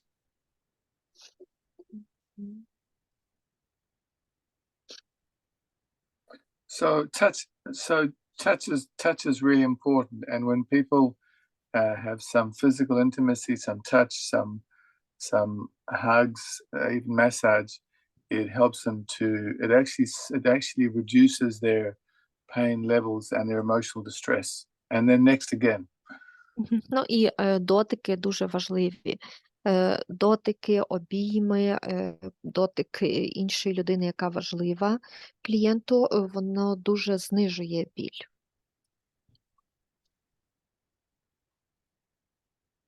So just some research. Next. Тобто є дослідження про роль дотику в зниженні болю. Next. We've already talked about self-use of bilateral stimulation. Next. Про самостійне використання БЛС ми вже говорили. This one? Yeah, you can leave it here. So this is probably the last adjunctive strategy I want to mention. It's very important.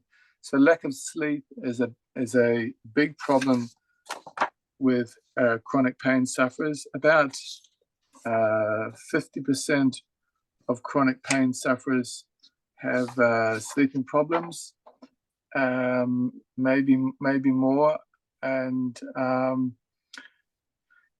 the fatigue makes the pain seem worse. So the usual advice is to help people to sleep better is to not drink, have coffee and to have a dark room with a right temperature. But this advice is all based on people whose pain is not traumatic. Ну і проблема недостачі сну, вона дуже розповсюджена серед людей, які страждають на хронічний біль, і приблизно 50% тих, хто страждає на хронічний біль, мають проблеми зі сном. І, можливо, їх навіть і більше по факту. Ну і також те виснаження, яке людина має внаслідок недостачі сну, воно також загострює відчуття болю. Тому я часто даю людям поради, як покращити сон. Це, наприклад, не пити каву, спати в темноті, в хорошій температурі приміщення. Але всі ці поради працюють добре з людьми, в яких біль такий не драматичний. In my opinion, it's impossible for a person with chronic pain, let alone CPTSD, to sleep normally because of the hyperarousal and the pain. So instead of trying to sleep normally, I recommend that they just sleep 2 or 3 hours, wake up, sleep another 2. That they sleep really whenever they can and wherever they can. And they shouldn't expect to sleep 7 or 8 hours in one go. Але також, на мою думку, людині з комплексним ПТСР досить складно спати нормально, тому що цій людини є підвищений рівень збудження, та ще плюс є хронічний біль, тому навіть не уявляю, як ці люди можуть спати нормально. Тому я таким людям зазвичай раджу спати там 2-3 години, а потім вставати і бути активним, потім знову лягати спати на 2-3 години. Ну і також лягати спати тоді, коли їм хочеться спати. Можливо, це навіть будуть якісь неочікувані години, неочікувані місця, але коли в людини є потяг до сну, то хай лягають сплять, і щоб вони не очікували, що вони будуть спати 7 годин підряд. Next slide. So a lot of people don't realize that sleep is like a meal. And if you don't finish your meal, you can come back and finish it later. You don't have to eat it all at once. It's the same with sleep. If you wake up in the middle of the night, when you go back to sleep, the sleep cycle picks up where you left off. So this is an important idea, I think. І також багато людей не усвідомлюють, що сон, він як їжа. Тобто, якщо ви щось не доїли, ви можете потім прийти і це доїсти. Ну, в принципі, так само і зі сном. Якщо ви не доспали, ви можете потім доспати. І якщо ви, наприклад, прокинулись серед ночі і більше не спите, то потім, коли ви знову ляжете спати, то ваш мозок почне сон саме з того моменту, циклу сну, на якому ви зупинились, перервались. Тобто, треба розуміти, що можна потім продовжити сон. Next. So I just advise if it's possible to really listen to their body and sleep when their body is ready to and to accept that they're not going to sleep like normally for the time being.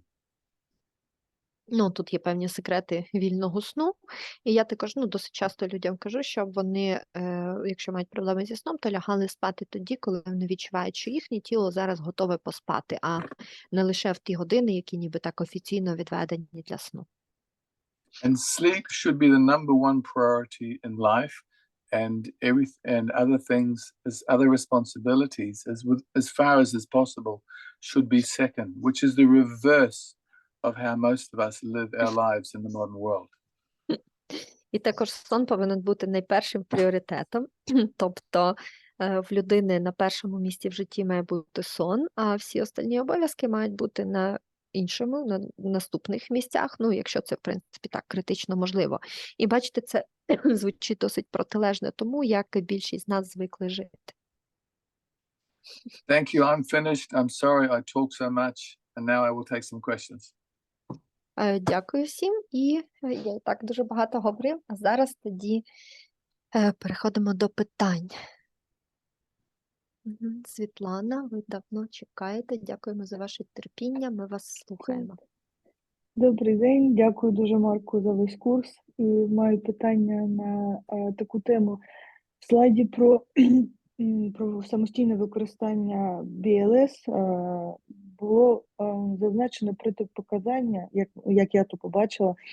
Я хочу уточнити з цього приводу, чи якщо клієнт має фобії, бо я наразі маю клієнтку з соматоформним розладом, і вона має фобію втратити зір, бо на фоні сильних потужних головних болей в неї погіршується зір. І вона має дуже складний ПТСР, і в неї дуже складне травматичне дитинство. І тому я хочу запитати, чи взагалі ми не можемо використовувати EMDR працюючи з клієнтами з фобіями, чи тільки в самостійному використанні це протипоказання буде доречним? Дякую за питання. So, at the slide with self-use of BLS, there was a line that contraindications the question and it influenced phobia. So I would like to ask, should we use or shouldn't we use EMDR with the client with phobia? Or it is contraindications only for self-use BLS, because now I have a client who has a big phobia of losing her vision because she has terrible headaches, and actually she had also very hard PTSD and she had very traumatic childhood. So should we use the EMDR with her? With headaches, the bilateral stimulation can make it worse.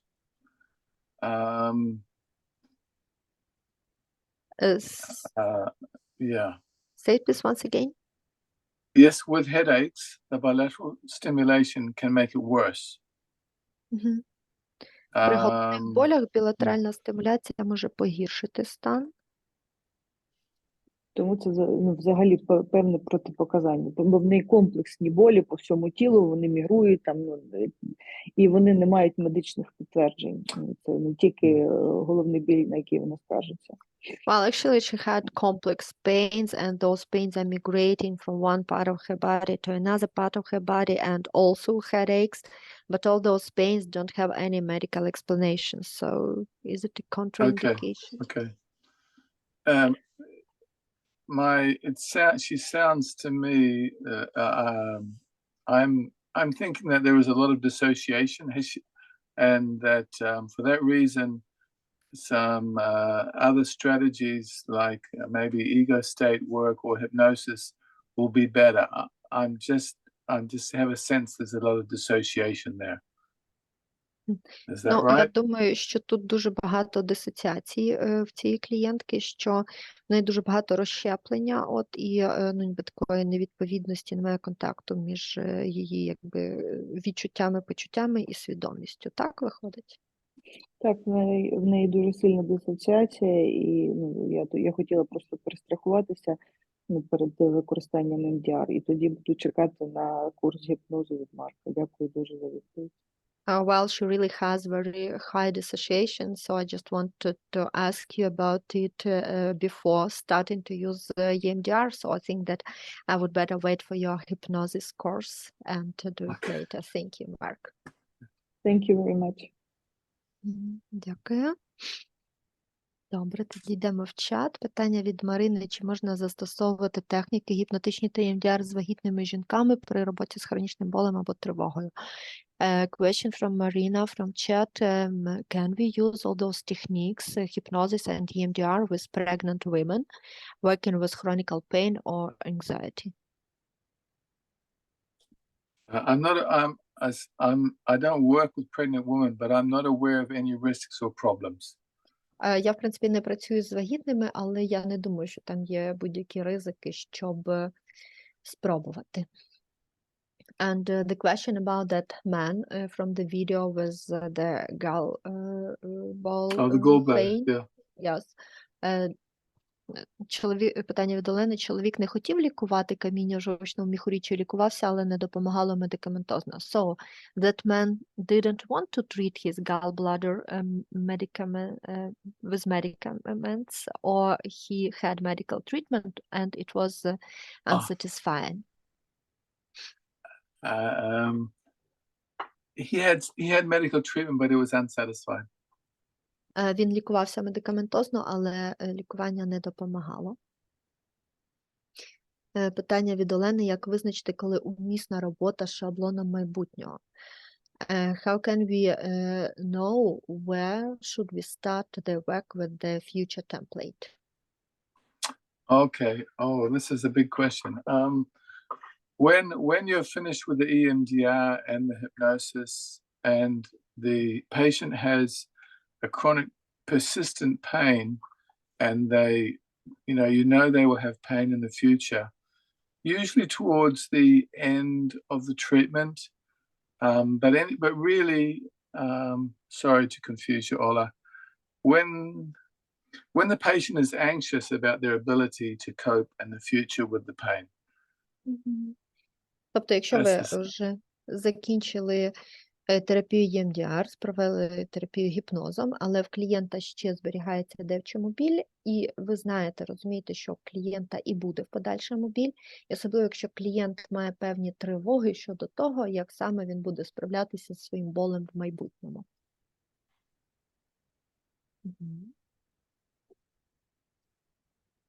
Так, чи надішлють вам ці матеріали? Ми спитаємо організаторів. So people are waiting for your seminar about hypnosis. Okay. I will make it. I will talk to Vladimir, but it will be next year. І семінар з гіпнозу, Марк каже: добре, поговорить з Володимиром і наступного вже року, але зробить. Питання від Анни: чи можна використовувати EMDR з дітьми? Якщо так або ні, то з якого віку? So maybe use the EMDR with children, and if yes or no, which age can we start to use it? Oh, I don't know. I don't work with children, but I know that you can use it with a very young age. Children are easier than adults better for EMDR. Я, в принципі, з дітьми не працюю, але знаю, що можна з дуже раннього віку, і з дітьми EMDR зазвичай проходить краще, ніж з дорослими. Питання від Марини: чи можна техніку з рукою використовувати при головному болю або мігрені? Can we use this technique with the hand about managing the headache or migraines? I think it is this glow anesthesia.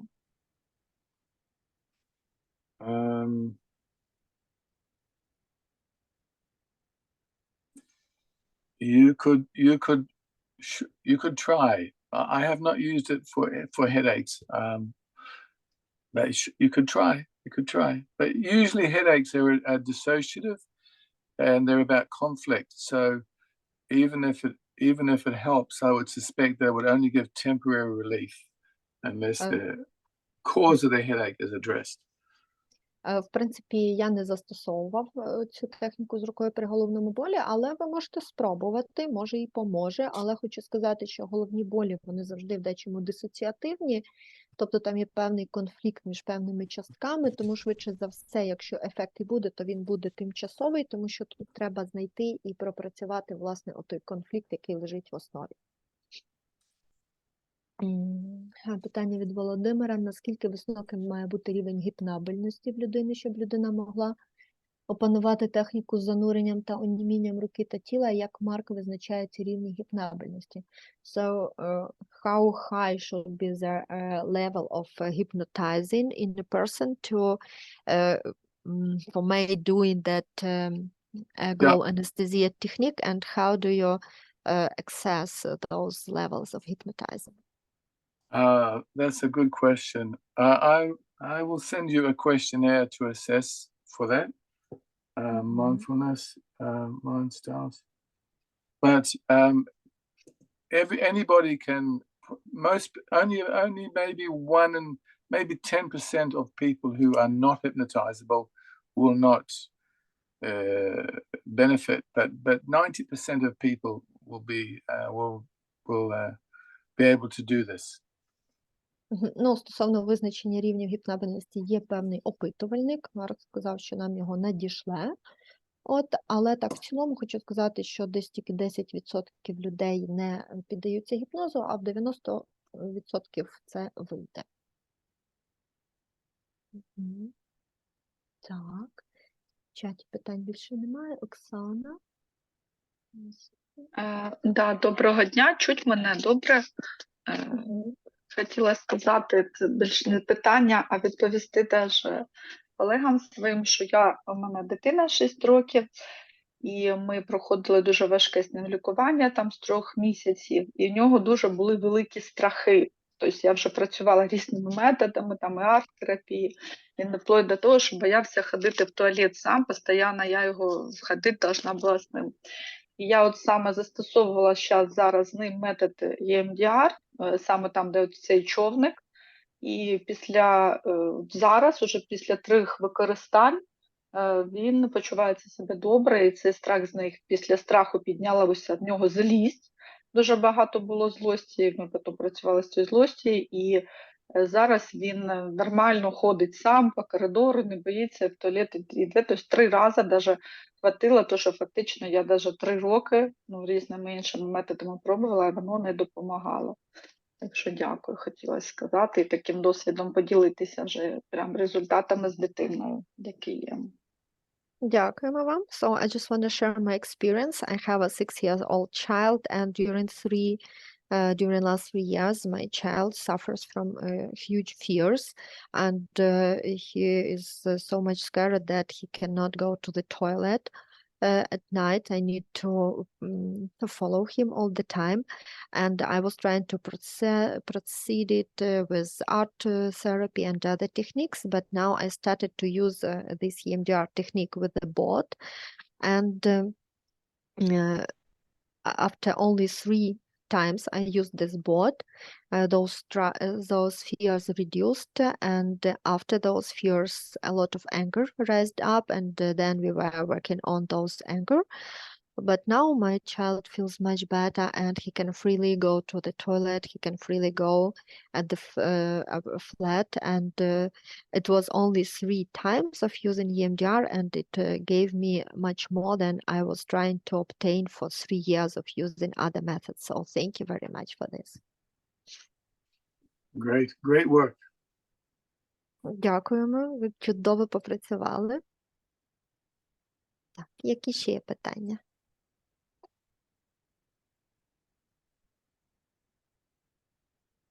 Я би задав питання, тут вже може не по темі сьогоднішньої роботи, але Марк говорив, що там на майбутнє можливо плануватимуться інтервізійні групи, як можна буде туди потрапити? So a question kind of for the future, you mentioned that you will create a kind of intervision groups. How can I get into those groups? I haven't worked out the details yet. I'll let Vladimir know. Ще поки деталі не уточнялися, Володимир буде знати, Володимир Волошин, і вам про це розкаже. Але Супер, ну, дуже ще раз повторю, хто чув зразу після перерви, Марк анонсував на 21 грудня на 9 ранку вже 1,5-годинну супервізію. Тому приходьте. дуже дякую. Питання? Просто колосальний досвід, дуже колосальна робота. Ну просто ми в захваті з дружиною. So thank you very much. It's really powerful work. It's an amazing experience, and me and my wife both are excited.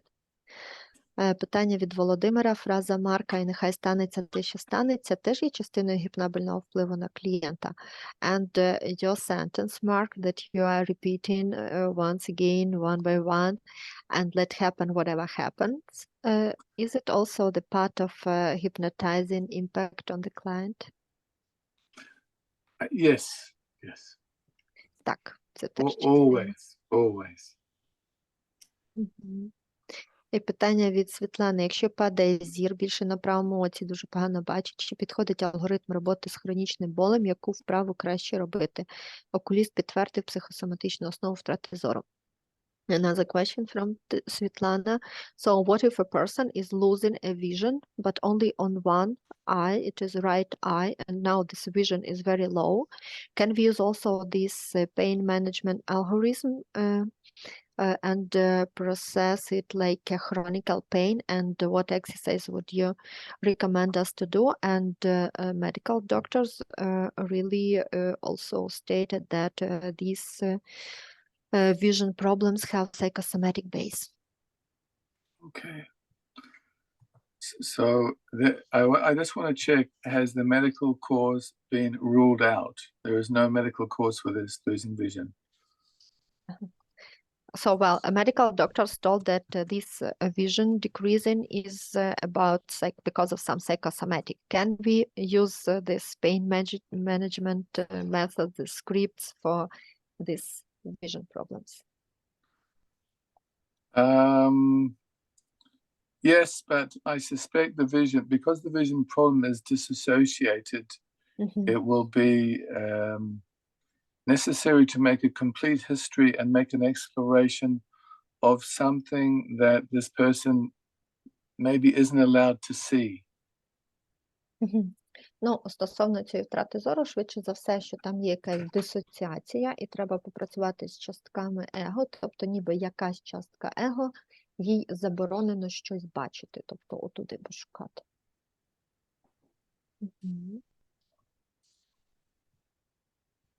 Галина, будь ласка. Здравствуйте ще раз. Дуже дякую за роботу. Дуже давно чула про цей метод і хотіла знати досконально, як робити, що робити, коли і в який час. І отримана інформація – це найцінніший вклад, який можна було отримати зараз. Дякую. Thank you very much. I'm really grateful to you because I heard about this method a long time ago and I was curious about it, but now I have got really strict instructions, what to do, when to do, how to apply it. So thank you very much because it's really valuable for me. You're welcome.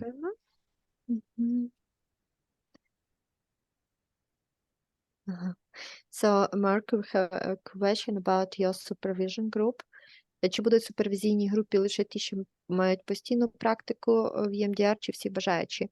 Are you inviting to the supervision all people who are attending your webinars, or it is only for EMDR therapists and for those ones who have EMDR practice? I think anyone is welcome. Anyone is welcome.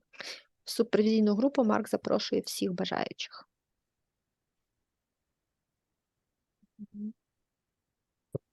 Я думаю, що нам потрібно буде вже завершувати відпускати Марка. В нього трошки інший час доби, ніж у нас. Все-таки Австралія. So I think that now we should closely come into the end and let Mark go because he had a kind of different time zone. It's Australia. Ми дуже вдячні Марку за те, як він був включений в цей курс, в підготовку, як він розробляв програму спеціально для нас. And we appreciate Mark for your being so much engaged and involved in this course, in the preparation toward this course, also on adapting this information toward our needs. Та зважання на те, в яких ми умовах знаходимося, в яких умовах ми працюємо, і позиція така, так, звичайно, отак, так, але для таких-то умов потрібно зробити от по-іншому.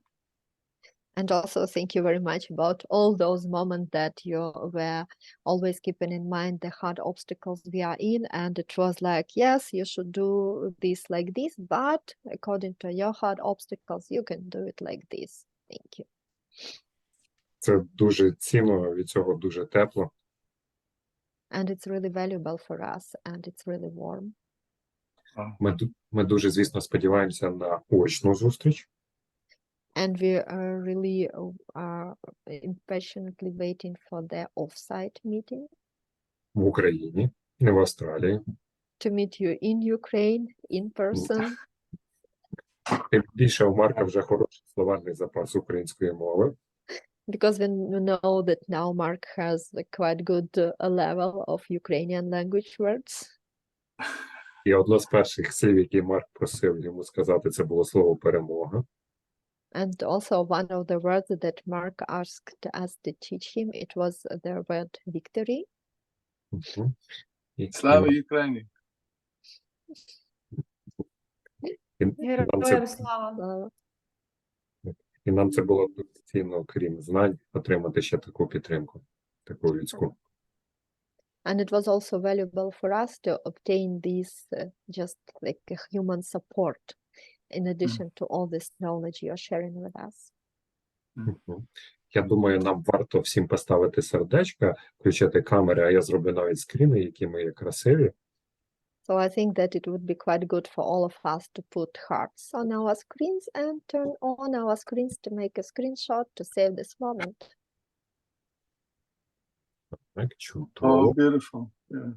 Так, один є, і зараз ще раз один, бо в нас тут дуже багато, всі не поміщаються, як зазвичай. Навіть у нас тут 4 слайди, давайте тоді ще 4 скріна зробимо. Тож всі хочуть бути. Так, ага. Так, чудово. І ще зараз один, бо там частина у нас людей так і без камери.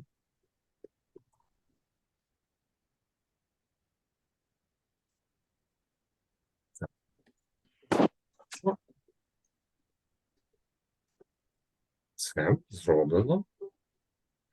Так, звісно, ми дякуємо Ольгі за такий переклад, інтенсивний переклад, тому що це перше таке навчання, де скільки потрібно було робити перекладу постійно. And also we are grateful to Olha for her translation, and it was really intense translation because it was our first course where it was needed to do so much of translation. Скажу вам по секрету, Марк з Ольгою, що ранком, що ввечері, що вночі повідомлення. Цей слайд сюди поміняємо, цей слайд ще такий зробимо, цей такий. And also I will reveal you a secret that Mark was sending a lot of changes, and it was sometimes in the early morning, sometimes it was at the late evening, sometimes it was really at the middle of the night, just to change some slides, to substitute it with another slides. От, ну, останні правки ще сьогодні вранці були отримані до цієї презентації, тому ви її так пізно отримаєте. Та щира подяка Ользі. So we are grateful to Olha, and thank you for giving me the opportunity to be also a part of this precious course. І дякую вам всім за те, що в мене була можливість стати також частиною цього курсу. I want to say it's a great honor and a pleasure to work with such beautiful people. You are very kind and generous people, and you deserve to live in peace. And I really send you warmth and support from Australia, from all our country to your country, and that you know that we are very close in this moment. А для мене дуже велика честь і радість працювати з вами, з такими чудовими людьми. Ви всі дуже сміливі і просто причудові люди. Ви заслуговуєте жити в мирі. І я від всього серця, свого щирого серця, і також від всього народу Австралії шлю вам підтримку, шлю вам доброту та тепло. І як тільки можу, так буду намагатися вас завжди підтримувати. And thank you, Mark, for this. No, thank you, Ola. Thank you. Bless you. Really. Yeah. And Vladimir for inviting me. And I look Yeah. forward to working, in the future. Шлю вам всім благословіння і також дуже вдячний Володимиру за те, що запросив мене, і сподіваюся ще працювати разом. Чекаю на наступні запрошення. Дякую. Продовжуємо нашу співпрацю в наступному місяці. Тобто, як Марк сказав, у нас будуть супервізії, будуть ще деякі додаткові речі, буде навчання і по гіпнозу, тому що насправді з ПТСР гіпноз дуже гарно працює, є багато досліджень, яке це підтверджує. And thank you, Mark. And I think that we will continue our cooperation and we will meet you next month. And also we will have some other moments to meet you and some other moments to work with. And also we are waiting for the hypnosis course because really, as it was mentioned, but in work with veterans, hypnosis works really good. Okay, we will organize something for sure. Добре, каже Марк, дійсно щось організуємо. Тоді всім тихого, спокійного дня. So wishing Навзаєм дякуємо. Дякуємо.